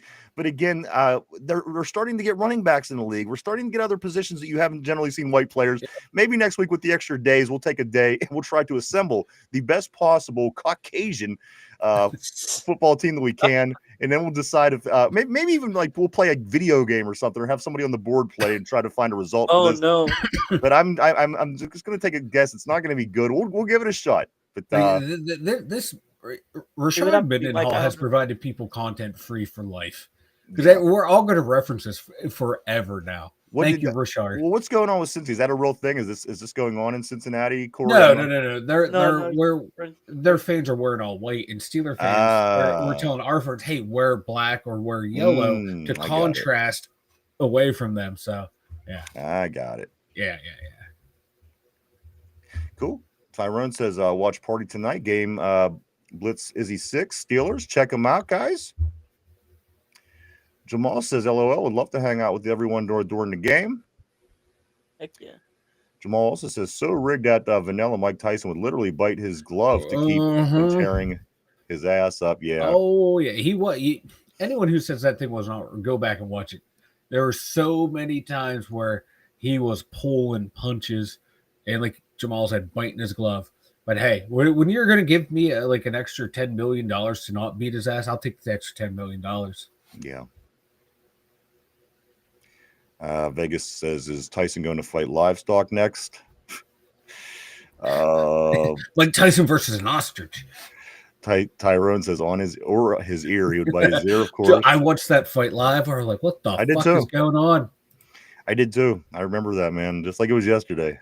Tortilla says, I knew Mike Tyson was going to lose when he flashed the moon at the camera. Oh, that's right. He did. Corey says, Mike is a real Corey Trice. Mike is a real Corey Trice with his injury history. Mike, you were like Corey Trice. I am too. But unlike Corey Trice, I'm here every day. All right. I'm playing. That's a valid point, Ryan. It's a point. I know.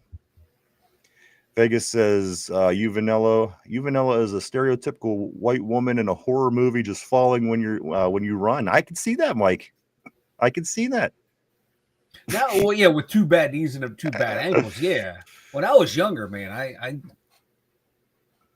I had some balance back in the day. Not anymore. I got an inner ear thing. Tyrone says TJ Watt breakout game. 3 leg kicks. 3 leg kicks is always a good thing. I'll take that. Vegas says it sounds like somebody is ill in his family. Talking about Elliot, I think, which is unfortunate. Yeah. And Tyrone is confirming that on the board, saying that his dad is sick. That is not what you want to hear. No, God, no. Oh, man. Mark Malone, Derpy probably smashes his nutsack against his bedroom window when women go jogging by. I got to be honest. Yeah, sometimes you got to show them what you got. I agree. And I think Mark Malone just might have inched ahead on the game ball, ball for the day. But you know what? It's still early. Like Mark Malone almost made a list. I don't know which one. the friends list, the enemy list, the watch list. He's working on one of them. He's working on a list. RB, my man, what's up, brother? Always great seeing RB on the board. He says, NFL got their wish. There is no dominant team. And you know what? I think that works for us as well, RB. I think we got our wish. Yeah. It just seemed like whenever they kept putting out these same winning teams year after year, we just weren't included. And now take a look around. So we'll take this. And they've been wanting this ever since like Goodell became commissioner. They've been I think even before the tail end of the last commissioners, they were talking about they want parity. They want everyone involved. And now they're getting it. But it is fun when you have the dominant teams, though. Everyone loves a dynasty. You love rooting for them and rooting against them. Kenneth says defense is just warming up. Change philosophy with lots of subs who are just as impactful is and will be the success. Lots of adequate interchangeable parts on offense and defense is a great formula. I got to admit, Kenny, it's looking good, brother. It really is. Like you're not seeing a drop off when we're changing our linebackers or changing our D linemen like we did last that depth year. they've been building, Mike, for a couple seasons now. In the secondary, when someone's out these past couple games, it's been moving right along. It's they've done a hell of a turnaround. Right here's one, Derpy. Corey says, I know an Oreo package when I hear one. That would actually be the coconut fudge caramel cookies. Those are off to the side on my little snack tray. Vegas Not says right here. The D4's turnovers, it wasn't like their kickoff returner just let the ball go through his hands and sit in the end zone. Tyrone says miss 7. Tyrone says defense on lockdown. Mark Malone saying Watt power. Vegas entire team, the cornerbacks. Vegas says Holyfield whooped his ass 2 times. He sure did. He sure did. And it was unheard of. It was unheard of at that time to beat Mike Tyson just once. I just love when Holyfield got his ass whooped by Lennox Lewis. When he's sitting there walking around the ring quoting scripture, I thought my man was going to go crazy. Holyfield was. I don't know. That one fight. Yeah, it was nuts. I was a Tyson guy. It was wild at the end of Holyfield's career. I was a Tyson guy. I didn't watch many fights outside of Tyson. Yeah. Back in that era, I was watching them like every time they came on. Me, my dad, my brothers, the whole neighborhood, we all order them and just watch those big fights. And that was the thing. It was very unreal. It was weird that I even seen the Tyson fight because we didn't. When I was it was my late teen years. I was just graduating high school. Like my parents didn't order pay-per-views at the time, so I caught it at somebody else's house, and it was unbelievable that he bit this guy's ear. And we had a big watch party. We were like, "What the fuck just happened?" Yeah, little Judge Mills laying out there. What the fuck you doing? Tyrone says DK finna go off on here at first. DB small can't guard him. Yeah, I like since he's all loving their little 5'11" corner, acting like he's going to shut down 6'5" DK. Mark Malone, Holy was no joke, man. Holyfield was no joke. The real deal. If I'm not mistaken. John says Twin Peaks Derpy. Vegas says sounds like you were injured a lot. If you have too bad, everything vanilla. Oh, he does. He is. I do. Yeah. Just go down the checklist. He has a bad one, whatever it is. He's got it. Vegas says your parole officer talked to you about showing yourself, Vanilla. Hey, no. Derpy's the one who needs to have his parole officer about showing everything. All right. Why wear multiple layers? Christophus, my man, great seeing Christophus on the terrible board. He says the Sack Flacco party is about to begin. Get your popcorn ready, baby. That's right, Christophus. I love it, bro. Love the comment.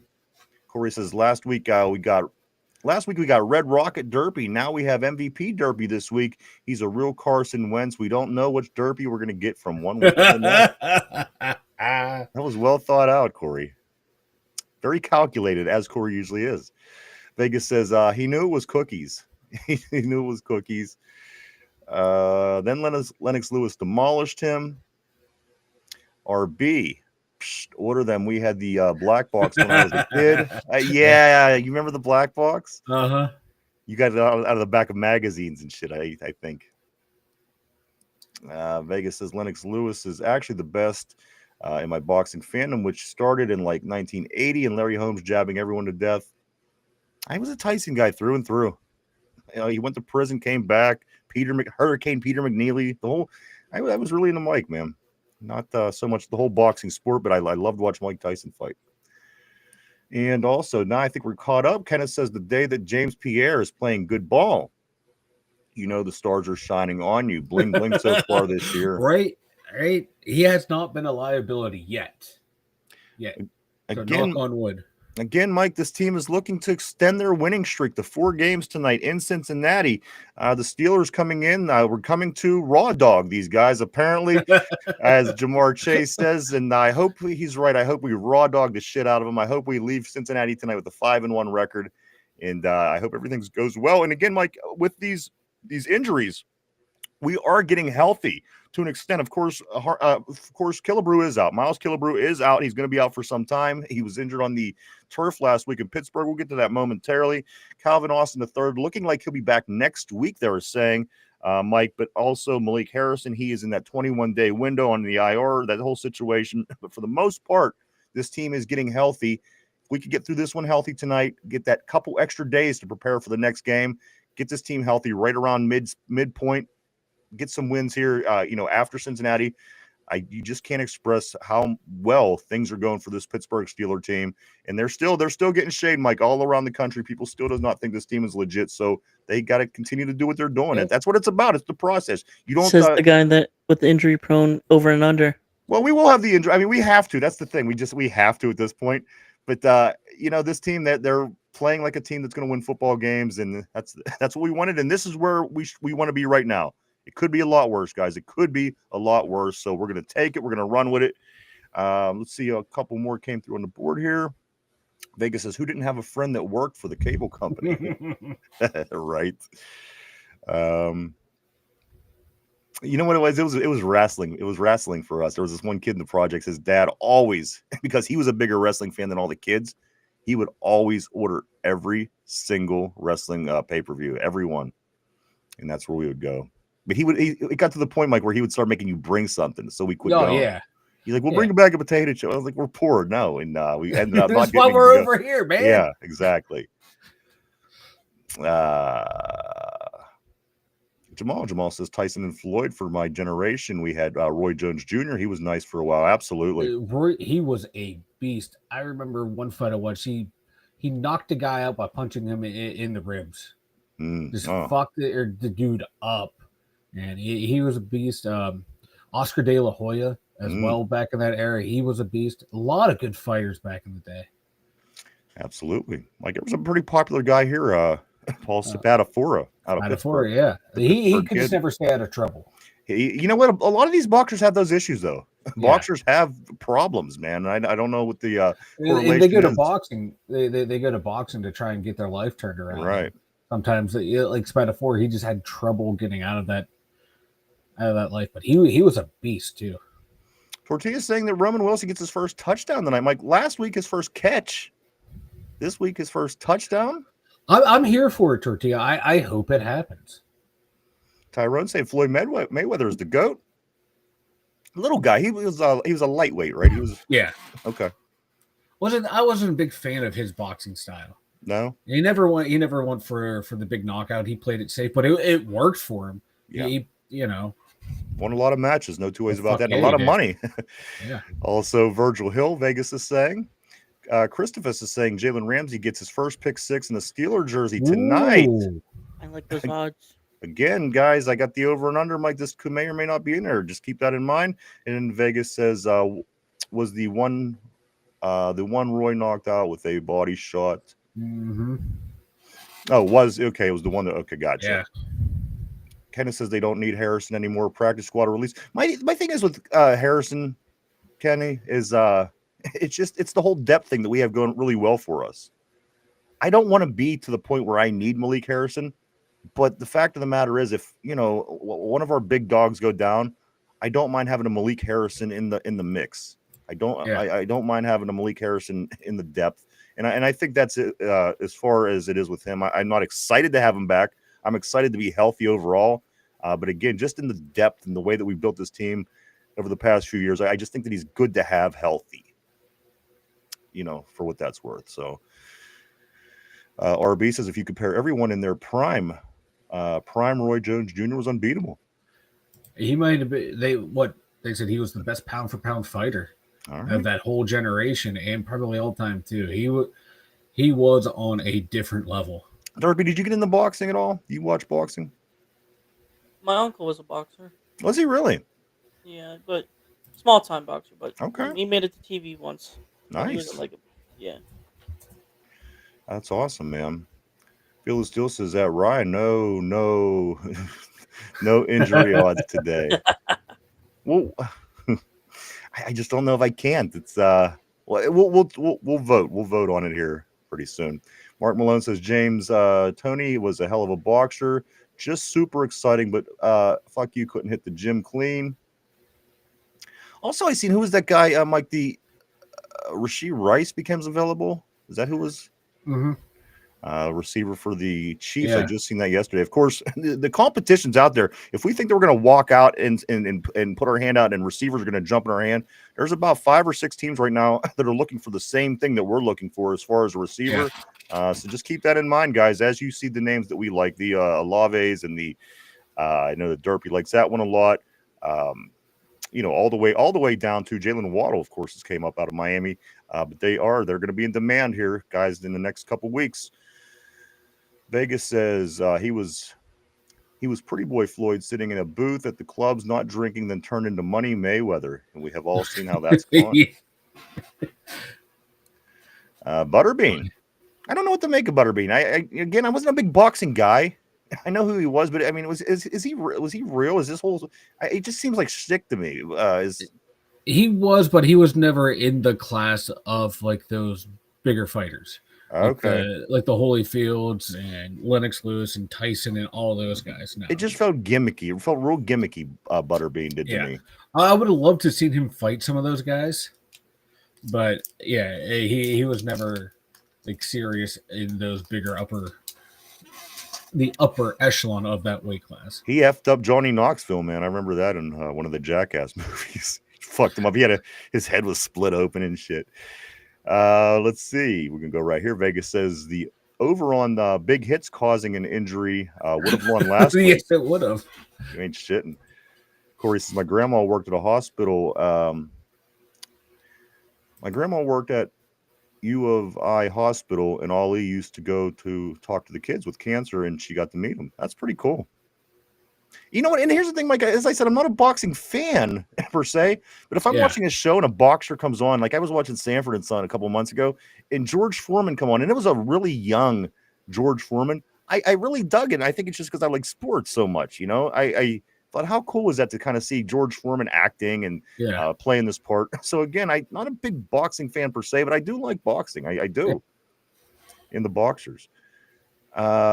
Corey says this. She was in the Black Dude, so the whole time she was telling me the story of meeting him. I was praying he was my grandpa.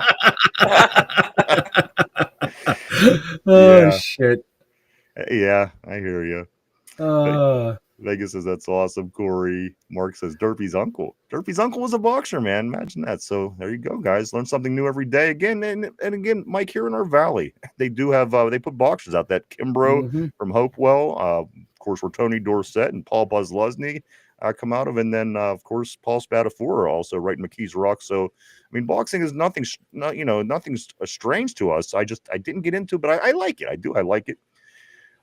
Phil still says Hands of Stone, Roberto Duran. Duran was good.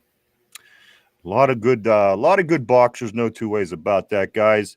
John Elway hopes that Aaron Rodgers goes out with a Super Bowl ring just like he did. Derpy. John Elway, the great, hopes that this ends out the same way his career ended, the same way that Jerome Bettis' career ended, the same way that Ray Lewis's career ended. Derpy, I think we would all, especially I would right love here, to repeat history. I would love it. And you know what? Why not? Again, why not us? Why not us? Why not us? Dylan Gabriel unfazed by the abuse of the Pittsburgh defense last week. Mike stating why he was unfazed, because my mom used to beat my ass. my mom used to beat my ass. That's how he survived the Pittsburgh Steelers. No hand as strong as the mother's hand. Oh, hell no. Cincinnati. Let's see. Mike Tomlin, confident that the Steelers will handle the Bengals star duo. Of course, talking about Chase and Higgins.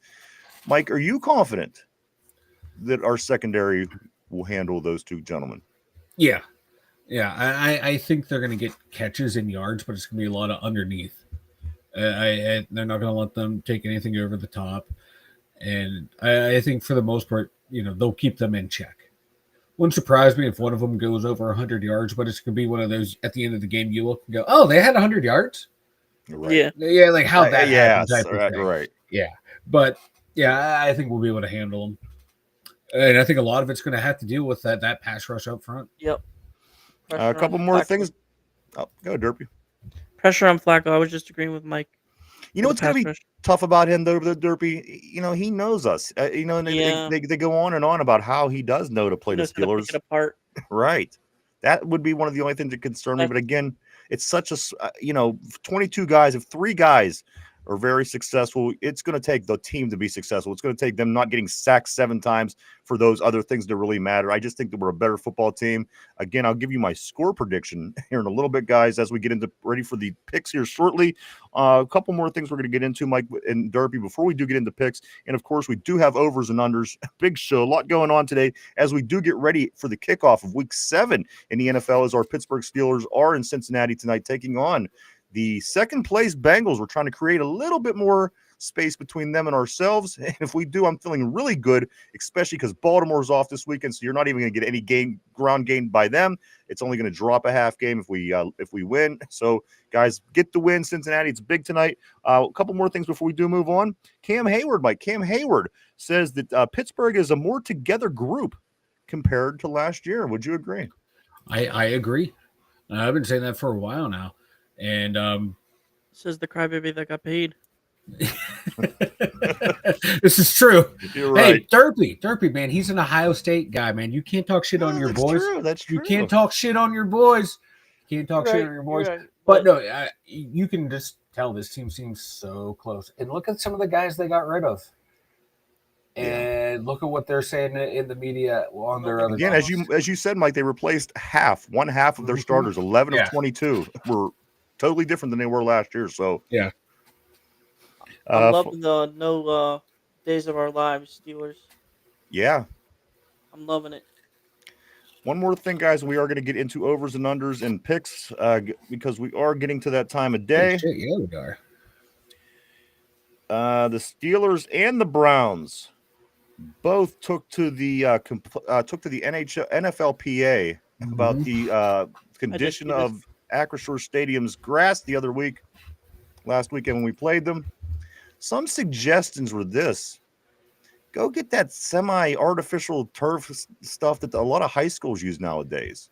I mean, of course, the players don't like the artificial turf, the old rug that we used to have at Three River Stadium. Yeah, because it's cement basically under that thing.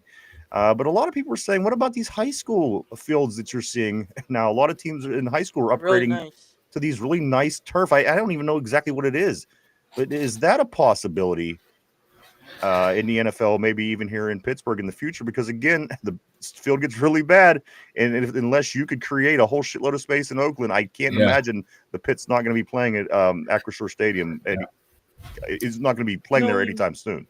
Yeah, they have to figure it out, because this has been a thing ever since the stadium opened.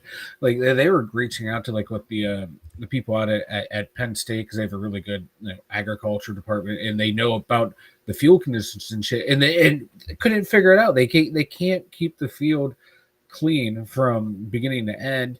And yeah, the Pitt plays there and Steelers play there in high schools. They've had 20 some odd years to figure this shit out, and they haven't.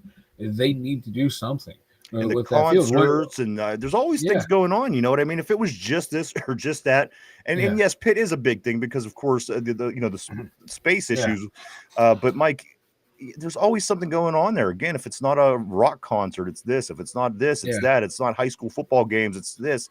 So again, it is something that they do need to figure out. And again, how many millionaires in a multi-billion-dollar industry company are going to get hurt before they take this seriously? Again, it needs to be done. I don't know the answer. Again, I would love turf. I would love turf, but there's so many old yinzers, like old school timers, that don't want to switch to turf. They No, want you're to right. keep grass. There'll be plenty of people. Yeah. And you know what? I'm going to drive around and I'm going to pick you up and I'm going to pick Derby up. And we're going to go to Oakland and we're going to take a look around and see where in the hell you could actually put a football field.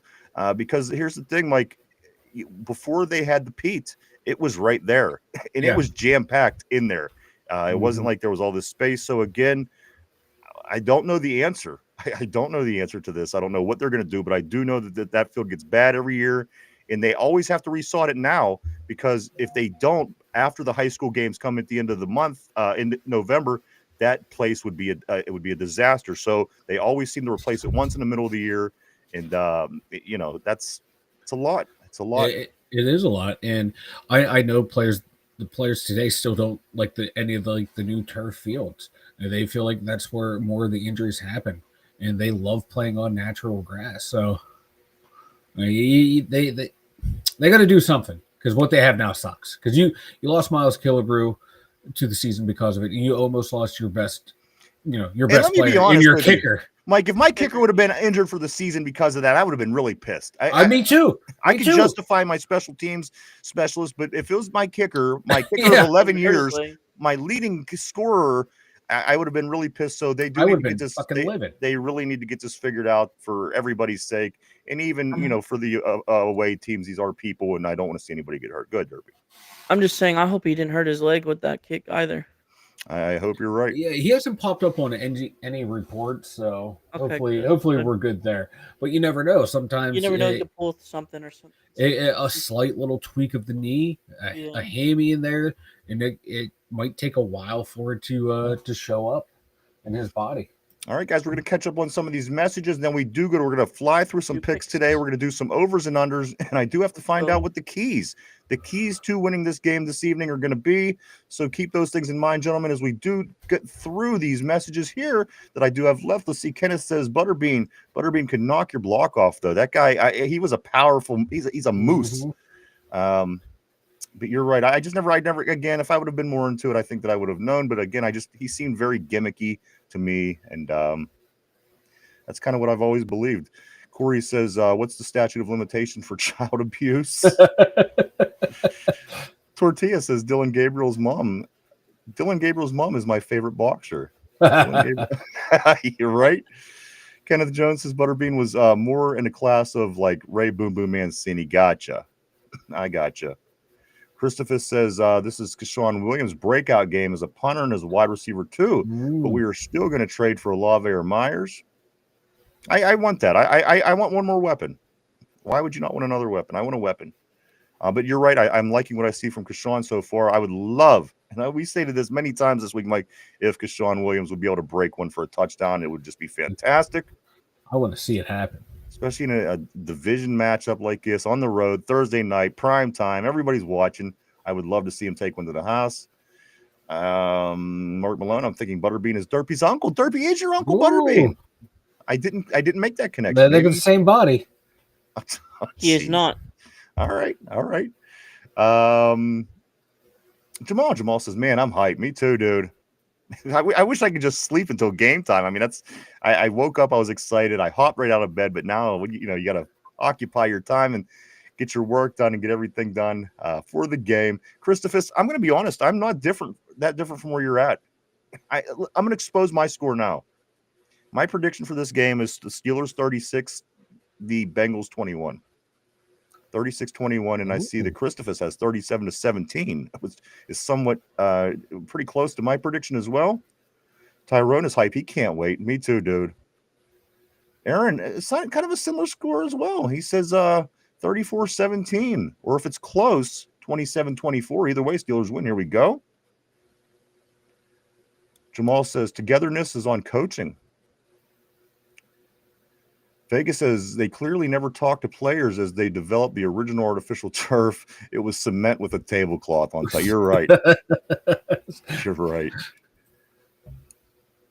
John says every wide receiver from truly available to fantasy football dreaming will be thrown out for clicks. You got to remember, man, we got 2 weeks and 5 days. 2 weeks and 5 days till the trade deadline. So if it's going to happen, it's going to happen soon, guys. Get ready. Field of Steel says 24-10, 14-17, 2021, 42-0. Just winning freaking Steelers. Another game that should be won. Mark Malone says the players want grass, not dirt, though. Just grass. Tyrone says we got to do better inside the 30 this game with play calling. Vegas says, what's it called when the state just takes away land? It just takes land away and builds whatever they want. Just do that for the good of the Steelers. Eminent domain. I like it. For the Steelers, at least. Vegas says, I can't think of the damn word. There it is, Mike. And then Mark Malone does also say the same. Mark Malone does say Boz isn't fragile like Mike. And it's a good thing. It's a good thing. It really is. There's a lot of miles, hard miles on this body. Vegas says, there it is. Thanks, Mark. Mark Malone says, usually Fed, not state, though. Corey, unfortunately, if Austin is available for practice Tuesday, then I don't think we'll need wide receiver 2. They're going to get someone. I think so, too. What should be Alan Lazard? Why don't you be Allen Robinson? Robert Woods is still available. Robert Woods. Bobby Trees is coming back, baby. Reynolds, yeah. Guys, let me give you there's some score predictions coming up right now. I like on the board. Corey says 34-24. RB says 34-10. A lot of people are feeling this 30s thing. I know when I was thinking it through, the 30s really felt strong for me for the offense. Mark Malone says 38-13. Jamal says 42-17. He's in the 40s. He's really feeling it. Tyrone says 30-13. Field of Steel 3-2, which I would take. A win is a win is a win is a win. But I certainly want a little bit more than the 3. I like it, though. I'll take Lazard, Vegas says. And Vegas says Jerry Rice Cakes and T.O. are still available. It's true. They are. What we're going to do, guys, let's hop into these picks. We're going to blow through them. Again, a lot of time we go a little, detail in every game. We're just going to blow through them today, guys, because of the time constraints. And let's face it, we all have to get ready for the game. Only a few hours away tonight at 8:15, the kickoff. So, guys, we're about 6.5 hours away from kickoffs. Let me hop over onto the screen. Like, we're going to blow through some picks of the week, and then we're going to get to some overs and unders, and then everybody's going to start cooking chili or getting their jerseys out or whatever it is that everybody does on game day. Might get that same spot on the couch that the Steelers always score when you're sitting in. All those things are important, and they all play into the Steelers wins. I gotta sleep. So, we'll be fine. I'll be sleeping, and they're gonna win. I'm gonna. All right. I wake take up your word. to a winner. I'm waking up to a winner. If they lose, I'm holding you responsible. What are you gonna do? Torture me? Possibly. It might make my body feel better. Possibly. No, I'm going to have Derby. No, me and Derby's going to take our shirts off again, and it's going to be that. All right, so here we go, guys. 6 hours away. Tyrone is saying, Field of Steel, what's on the menu for the game, guys? Throw some ideas. What you think you'll be eating tonight during the big Steeler game. I love pizza. I love wings. I love a lot of things. As a matter of fact, while we do this, guys, we're going to get into our picks. Derpy, Mike, here we go. I'm going to start with Derpy today just because he's so damn handsome. Look at this. Look at this critter on the screen there. So we're going to start with him. Derpy, we're going to start with the very first game of the week, which is tonight, the Steelers at the Bengals. Usually we wait till the very end, but since it is the first game of the year or the first game of the week, I'm going to go with this one first. And I also do need your score as well because it will be your tiebreaker. Derpy, the Steelers at the Bengals tonight, Thursday Night Football. Your Pittsburgh Steelers will win 31-18. All right, there it is. Another 30s. Mike, let's jump over to you. Steelers, Bengals tonight and a scorer, please. 21-17 Cincinnati Bengals. All right, there you go. Mike, gotta go. No. Hey, I've been picking against us and we've been winning. I ain't changing shit up, bro. All right, there you go. I ain't changing shit up. You're right. You're the team that you're the guy that never picks the Steelers though in the picks, and how's that working for you? Hey, we're winning in real life. I'll take that. I'll sacrifice my place in the standings.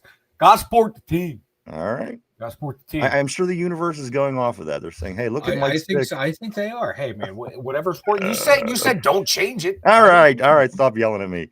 All right, guys. Second game of the week is the 9:30 a.m. game on Sunday. Derpy, back to you. Rams Jaguars. Jaguars are the home team in this particular game. Rams Jaguars. Derpy, who do you like? And I got to be honest with you. I'm going to say this, Mike. And I said this last week. These games this week are tough compared to some of the weeks in the past. Yeah. Good luck trying to pick the winners in this week's picks. Go ahead, Derpy. Rams Jags. The Rams do not have Puka Nakua, so give me the Jaguars. Interesting. All right, Mike, over to you. Rams Jags. The leading passer, Matt Stafford, in the Rams. Yeah. In a very improved Jags team. So I did not know they didn't have Puka Nakua. You might have kept that one to yourself, because now, Derby, I will take the Jacksonville Jaguars. They are playing overseas. That's like a home game for the Jags anyway. They play there all the time, so give me the Jags. All right, guys. Derpy, next game on the list, we have an NFC matchup between a couple of good teams here as well. The Eagles and the Vikings. Derpy, Eagles at the Vikings. Who do you like in this one? Eagles bounce back. All right, Mike. Eagles at Vikings. I'm going to take the Vikings. All right. Ooh, there we go. There's a difference. Coming back to Derpy. Derpy, Patriots at Titans. Derpy. One team is on the incline. One team is on the decline.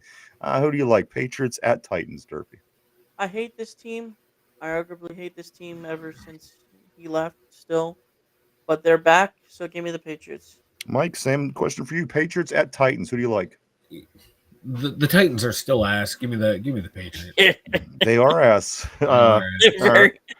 Now, this team here is just as crazy as anything. I can't figure this team out for nothing, Mike, as they beat Atlanta 30-0, and then Atlanta goes on to beat Buffalo.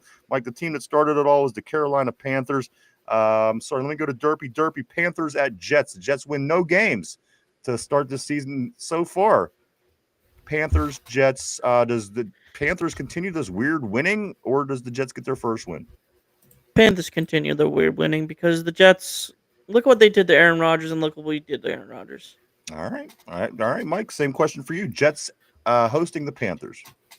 Yeah, I'm taking the Panthers as well, man. They're a team on the rise. It's about like 3 years they might be doing something down in that division.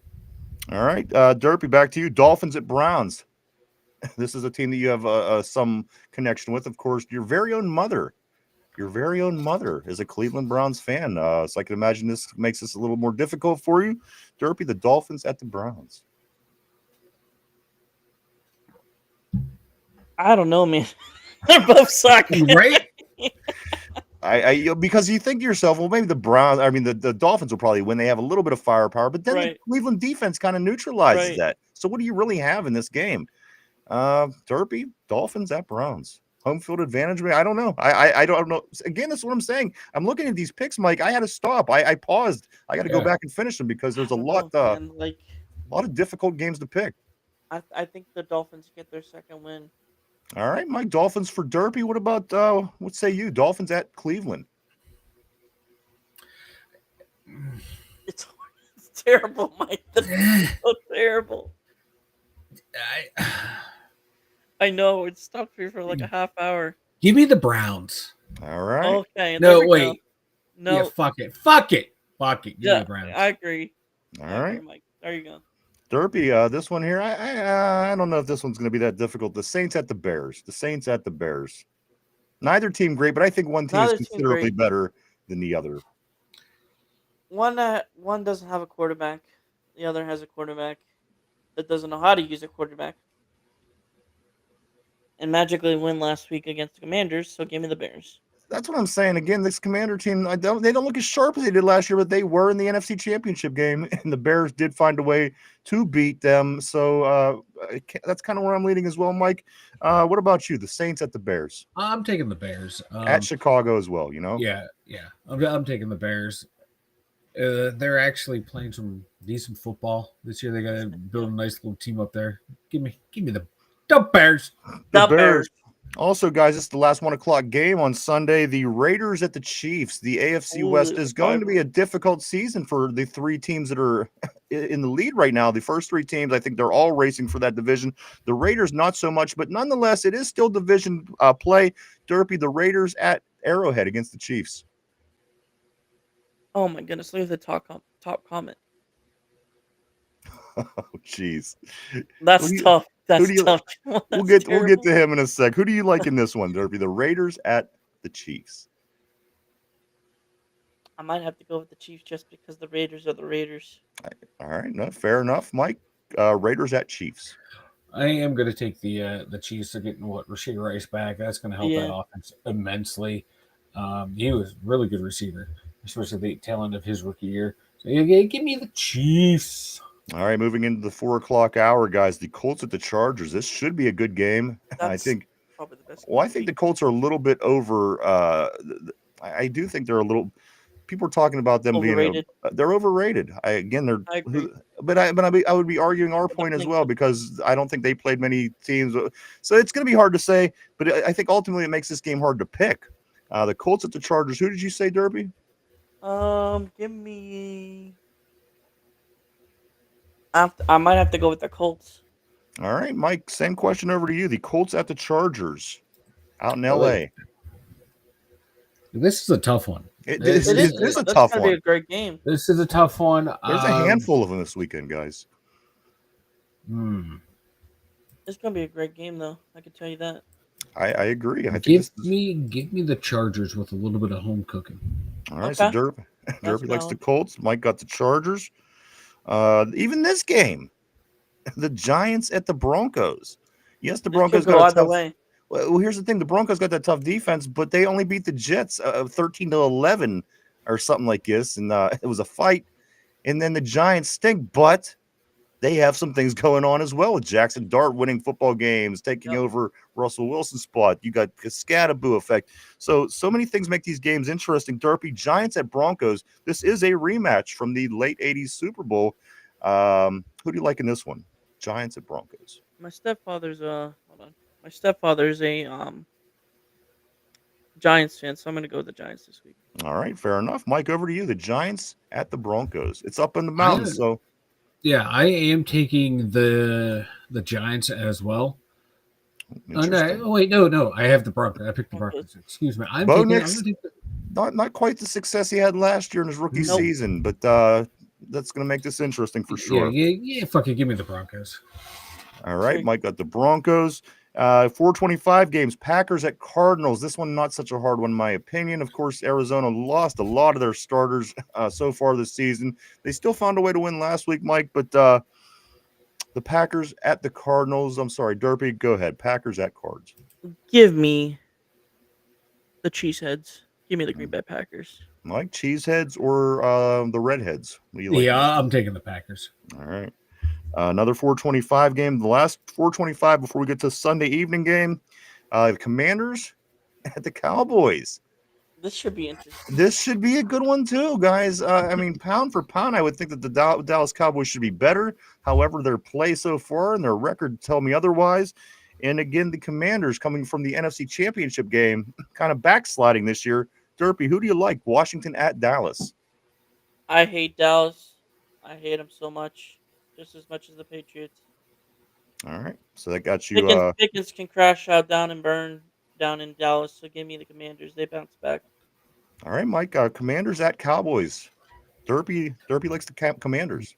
I'm taking the Commanders. You got Jerry Jones saying, "Hey, we're in a good place to where we can go out and require a difference maker on defense." Motherfucker, you had one and you traded You one had away. You're right.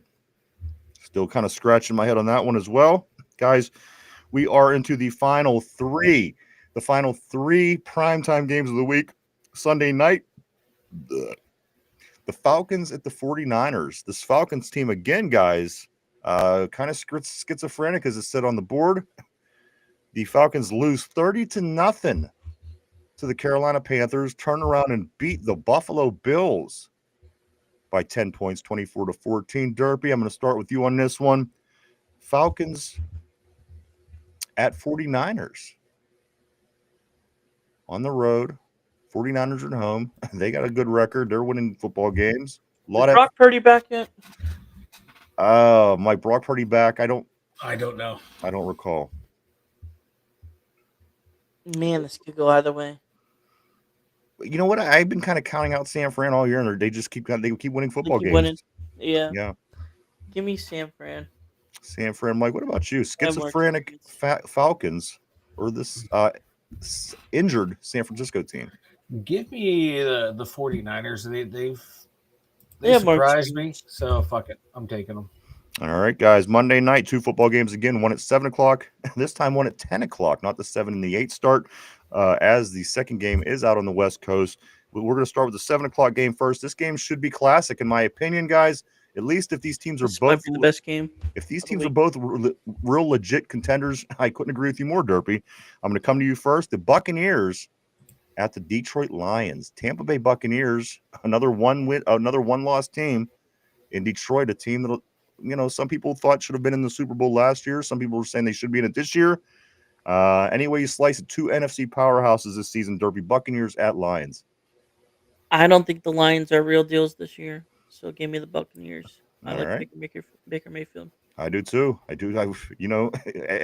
All the teams now wish that they had Baker Mayfield. The Browns wish they had him back. The Steelers wish we would have grabbed them. Guys Yeah. having an MVP season. Mike, he takes Tampa Bay. Who do you like? Tampa Bay at? Yeah. You're taking Tampa? I'm taking Tampa Bay as well. Okay. It's at Ford Field.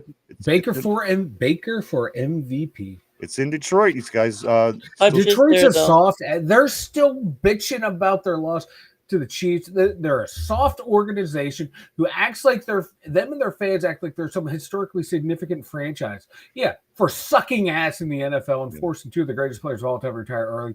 Fuck the Lions. Fuck their fans. Give me Baker Mayfield. All right, I agree. There you go. From the guy that has his ice pad on his hand, on his paw. All right, I got guys. nothing. I got my little heating pad. Now we're going to go to the 10:00 game. This is the last game of the week, guys. 10:00 start on Monday night. The Houston Texans, who surprised some people a couple weeks ago getting a big win, Mike, they're traveling to the only team that beat our Pittsburgh Steelers, the Seattle Seahawks. That is the 10:00 game. Derpy, I'm starting with you. Houston at Seattle. I would love to go for my guy CJ Stroud, but that line is terrible. Their whole organization's terrible.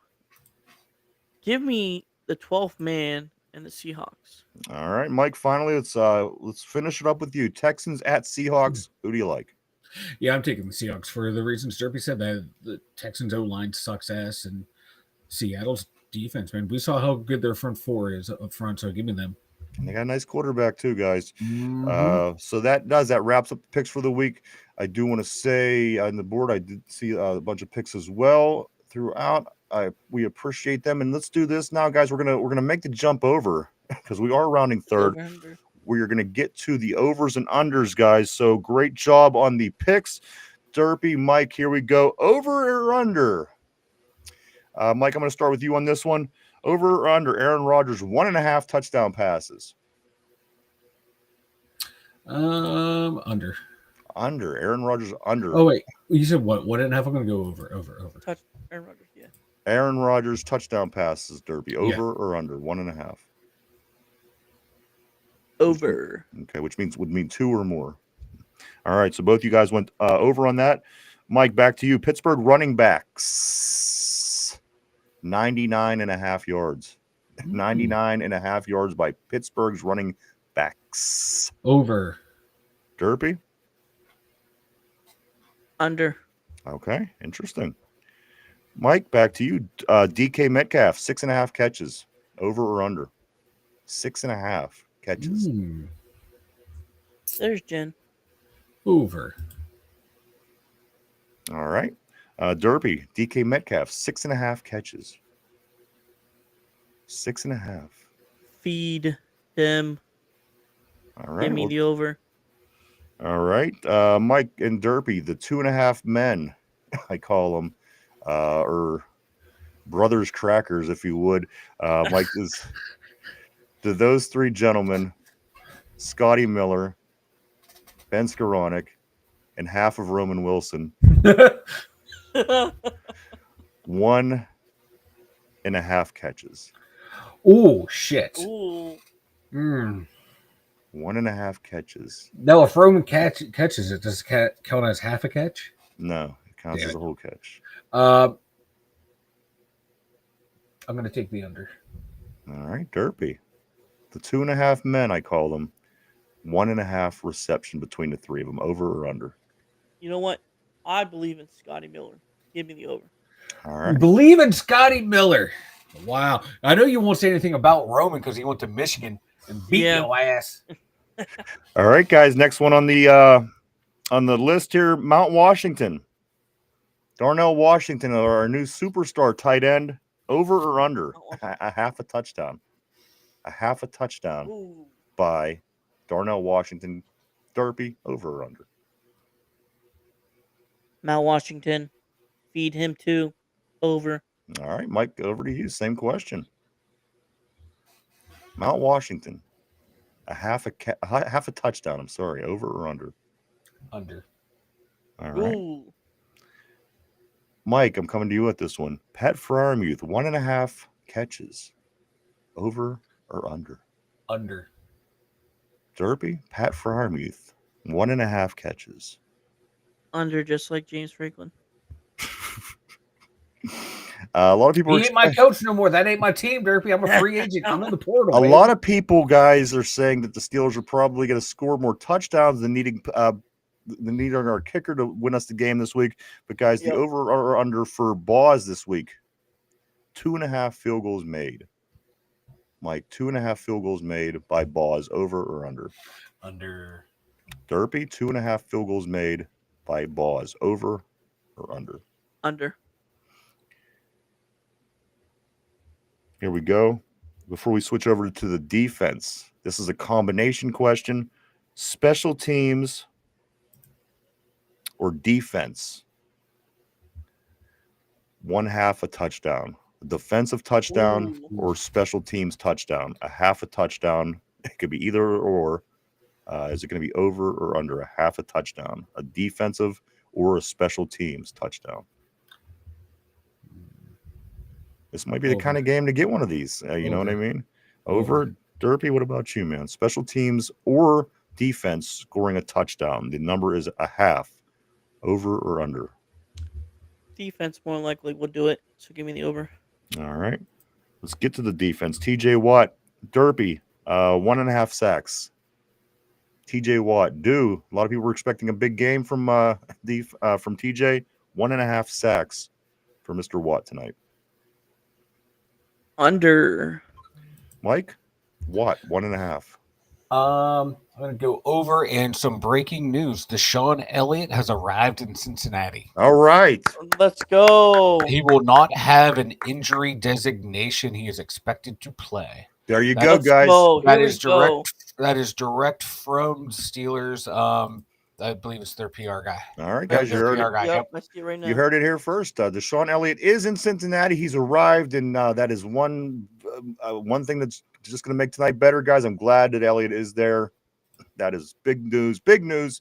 Big news. Deshaun Elliott will not be missing the game tonight. That is awesome. He said he wouldn't travel. Mike, I'm going to come back to you on this. Nick Herbig, 1.5 sacks, over or under? Over. I know you're expecting a big game from Herbig. Yeah. Derpy, same question to you. Nick Herbig, 1.5 sacks. Over. Over. Okay. That's who I think who's going to have a big game more than TJ Watt. Okay. And Pittsburgh defense, 1.5 interceptions. Not anybody in particular, just the defense. 1.5 interceptions by this Pittsburgh defense tonight. Over, now that Elliott is playing. Okay. Mike? Over.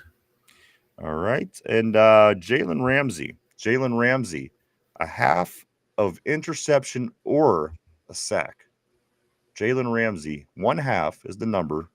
Interception, sack, Derpy, over or under? Over. Mike, same question to you. Jalen Ramsey, interception or sack? The number is a half. Is he going to get more or less? Over. All right. And finally, guys, I have to. Why? I got to go behind bulletproof glass. Yeah, you do. Why? Is there going to be a devastating injury? We're gonna be throwing which is going to be Midnight. one of our stars goes down or somebody goes down for a long period of time. Guys, the last question on our over-under, as it is always. Let me start with you, Mike. Is there going to be a devastating injury? The number is a half. Over or under? Over. And Derpy, same question to you. Is there going I'm to be? disappointed in you, Ryan. Why'd you have to bring it up? Is that your answer? Because that's fair if it is. That is my answer. Disappointed in Ryan for bringing it up. So there you go, guys. Finally, Mike, what is the keys to beating the Cincinnati Bengals tonight for the Pittsburgh Steelers? I'm going to do the standard ones real quick here. Control both sides of the line, offense and defense. And on defense, do not allow any breakdowns in coverage, because Jamar Chase, T. Higgins are a danger to take it to the house at any moment. And on offense, just play clean football. Don't give them an opportunity to get back into the game. And, it's clean football, and don't let them beat you over the top. Derpy, anything that you want to see out of this game? Is there any certain things that you're particularly watching in this game tonight for? I want to see Caleb Johnson get in the end zone. Okay. I think that would make us all feel good if Caleb Johnson, found some pay dirt, found his way to the end zone, and scored. Guys, let me go through a couple messages here because there's some. Let me see. There's some with some context here. Back on Jamal saying, "My mom is a Browns fan too, Derpy. I had to get her a Shador Sanders jersey." Well, that's got to be rough. You know what I've heard? I heard you say that on the show actually. Jamal, my friend. Vegas says Falcons are bipolar, getting shut out by 30. Corey says, I thought they were the dog pound. They're so indecisive. Can't pick if they want to be in Cleveland. Can't pick a quarterback. Can't pick a mascot. They stay scratching their nuts at what they do. That's the Browns. No two ways about that. Kenneth Jones, does CD Lamb come back tonight? Anybody have an answer for that? Last I saw, I checked while we were doing picks. He was limited at Wednesday's practice. That's all I have. Okay. So for that game. Limited on Wednesday's practice. That's as much as we know about CD. Vegas says Purdy was limited at practice today, according to 49ers TV. Answering your question, Derpy, from earlier, is Brock Purdy playing? Jen, I do want to say hello to Jen on the board. She's been busy training at work, so but it is always great to see you on the board, Jen. I hope you're having a good day. You. Boom. Aaron says over on everything. Over on everything. Jen does say hi to Derpy. Corey says over, but only by a half a catch on some. Under on Muth's catches, Corey is saying. Tyrone defense TD by Jalen Ramsey, pick 6. Boy, that'd be great, man. I would love to see it because, Mike, how many times has something happened for Jalen that got called back? Right. He picked that ball up a couple weeks ago, and the guy had his close. Foot on the sideline or some stupid shit. I hope Ramsey does something awesome. He's just a beast. Tyrone says, let's fucking go, man. This is after the word of the Deshaun Elliott. He's excited. Aaron Jade also. Everyone's excited. Over on Herbig, Corey is saying 25 is huge. Tyrone is saying also on the board. Corey's saying over on Ramsey. He's getting a pick tonight. 3 also. Tyrone is saying again over. Jalen Ramsey on a pick 6. 007, what's up, brother? Great seeing you on the terrible board on this game day. He says Alex Highsmith is always getting injured. You know what? That's why we always ask the significant injury question, because we do have Alex Highsmith on the team, and that's always a possibility with him and his groin or whatever the hell he has going on over there. There we go. Aaron J. This might be, Mike, this might be a running for the game ball as well. Aaron J. said the key is to raw dog them. That is the key. That's the game plan. That's the game plan for sure. If we can raw dog them, we take a stranglehold on the AFC North. All right. And Tyrone says Blitzburg tonight. 007 says more Roman. And Vegas says Gruden breaks this game down on his site. I seen something about that. I didn't go in and watch it, but I did see that. Vegas. Guys, we are going to start getting ready to wrap things up it's that time again. It's the Steelers game day. I would love to talk to everybody all day, all the way up to the game, guys, but we got to prepare again. Mike, wings, pizza. What's your choice for game day?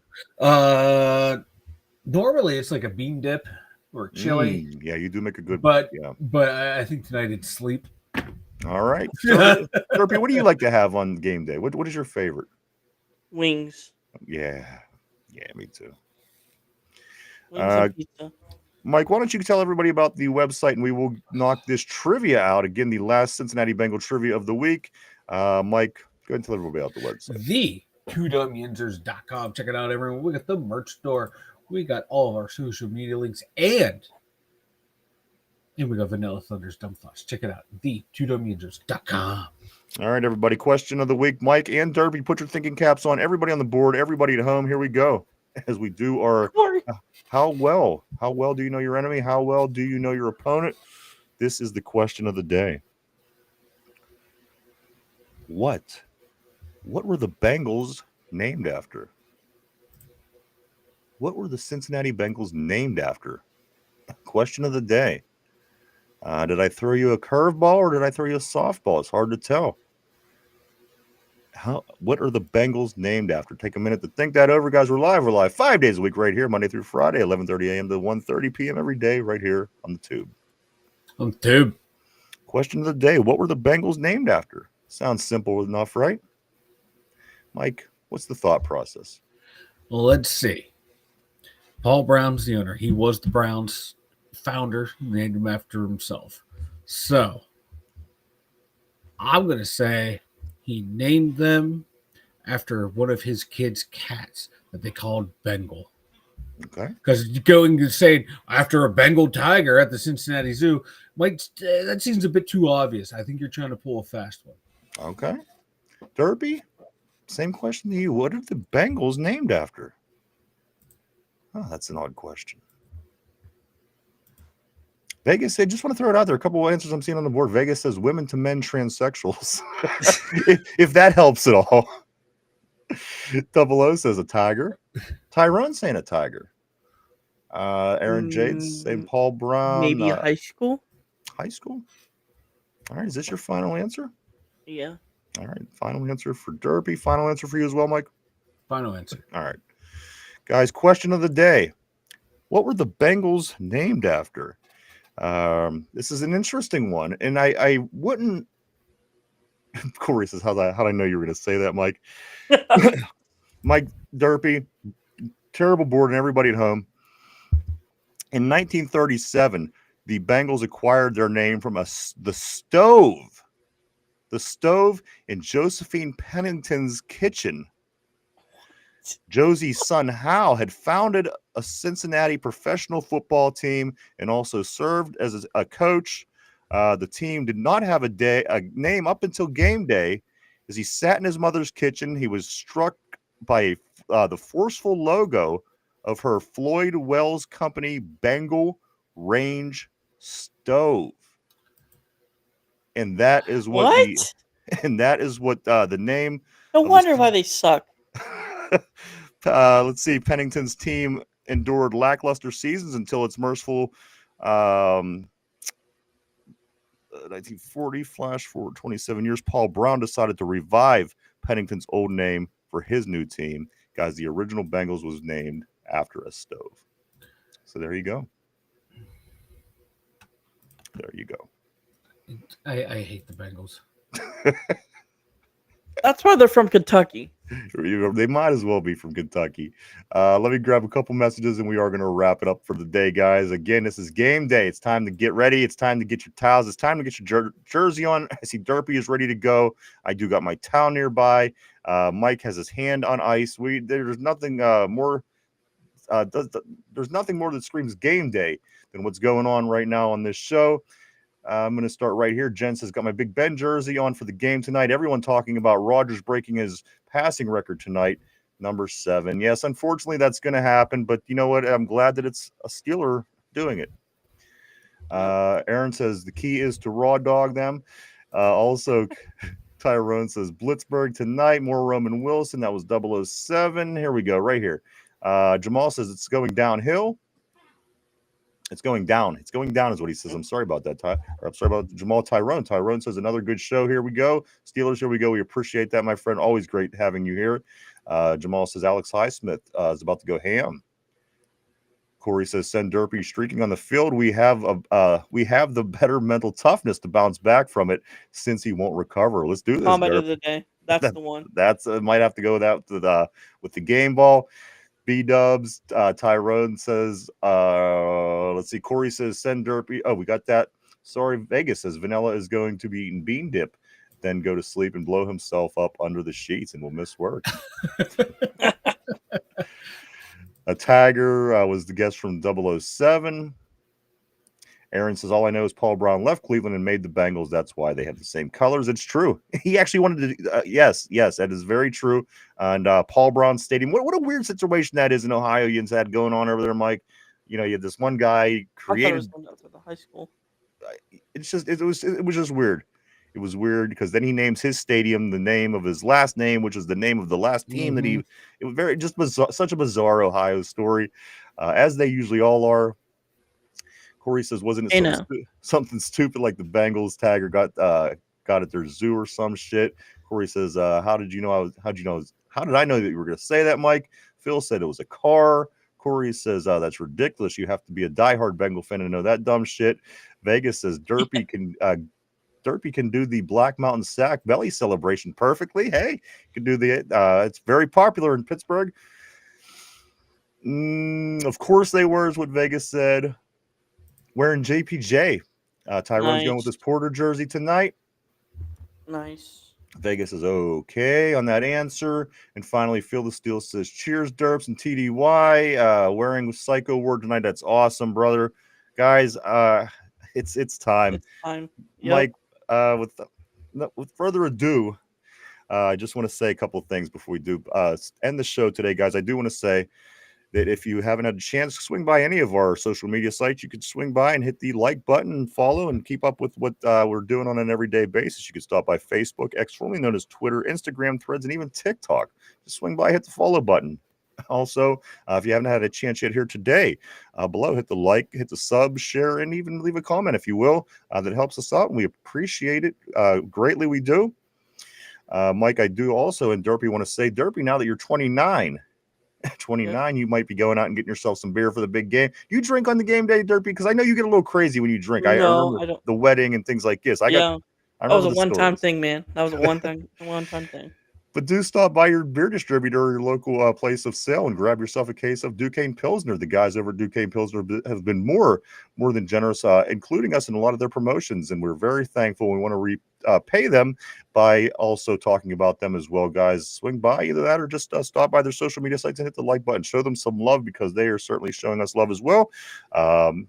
It's really good beer. We're going to have it here at the studio once again for game night. Mike, unfortunately, might only get to have one beer before he gets his rest for work. But nonetheless, we always do have this beer made right here in Pittsburgh, Duquesne Pilsner. As it says on the can, grab a Duke. Grab a Duke. Mike, anything before we get ready to take off for this game day, sir? No, man. Here we go, Steelers. Let's go into Cincy and raw dog the Bengals. I'm ready for some raw dogging, guys. I don't know about you. Derpy, anything before we get ready to go, brother? Here we go, Steelers. Make sure you check out the stream tonight. I'm gonna do live reaction to the game. So tune into the 2 Yinzers Network tonight. Swing by. If you are subscribed, you'll see a pop-up tonight, and it'll be Derpy doing some lives. So stop by, check him out, say what's up. He always loves seeing you. Tyrone says peace. Here we go, Steelers. Tyrone also says 5-1 incoming. I agree. Vegas says Derpy went off. Derpy went off on the open bar at the wedding. He sure did. I did. It was really, yes. Vegas, have a great evening, everybody. Yes, as well, guys. And I do want to say this before we leave. We want to thank everybody that stopped by and hung out and checked us out today. We appreciate you guys. Really, we really, truly, honestly do. We wouldn't do it without you. Everybody on the board, you guys always keep things interesting, and everybody at home, whether you're in the car, whether you're at the gym, whether you're just watching on your TV, thank you too. Guys, it's the game. Big time game tonight. My prediction, 36-21. I think the Steelers win. Will be 5-0 tomorrow. Come back at our regular time for Victory Friday. I hope that's the case. Of course, we don't know, but I'm reaching out here and saying that it is going to be a Victory Friday. We hope to see everybody tomorrow at our regular time to talk about tonight's game and moving forward. I do want to say I hope everybody has a safe, wonderful night. Enjoy the game. get some food, get your jersey, get your towel, get ready for this win, guys. The Bengals, it's a big game for us. Again, we'll be back tomorrow at our regular time to go over this and everything else heading into the weekend as well. Mike, one more time, I'm just going to cycle through to make sure I'm not missing anything. Mike, anything before we roll? No, man. Here we go, Steelers. Let's do this, I got one more boys. thing. My man, go ahead. We're You're not gonna from take- the town with the great football team. We cheer the Pittsburgh Steelers. You know what? That wasn't that bad. Now that I see his face, his singing is better too. What's going on? I was just hoping he wasn't going to take his shirt off to show us a name or a letter or something on his chest, like you see sometimes. But no, Derpy, that was fantastic. And you know what? Last time Derpy did that, I think Corey actually made a cartoon. So maybe there's more cartoons that coming. I thought it sounded great. But guys, again, thank you so much for coming and hanging out. We hope to see everybody back tomorrow. Jen says, go Derpy. Have a great evening, everybody. Vegas, thank you, sir. You as well. Thank you for sticking around with us. Enjoy yourself tonight. Have a safe Thursday night. Enjoy Thursday night football in your team. Guys, we'll be back tomorrow. I hope to see you all then. For Derpy, for Mike in the Steelers Central Mobile Studio, for myself, the Two Dumb Yinzers. Enjoy this one tonight, everybody. Here we go, Steelers. Bye-bye.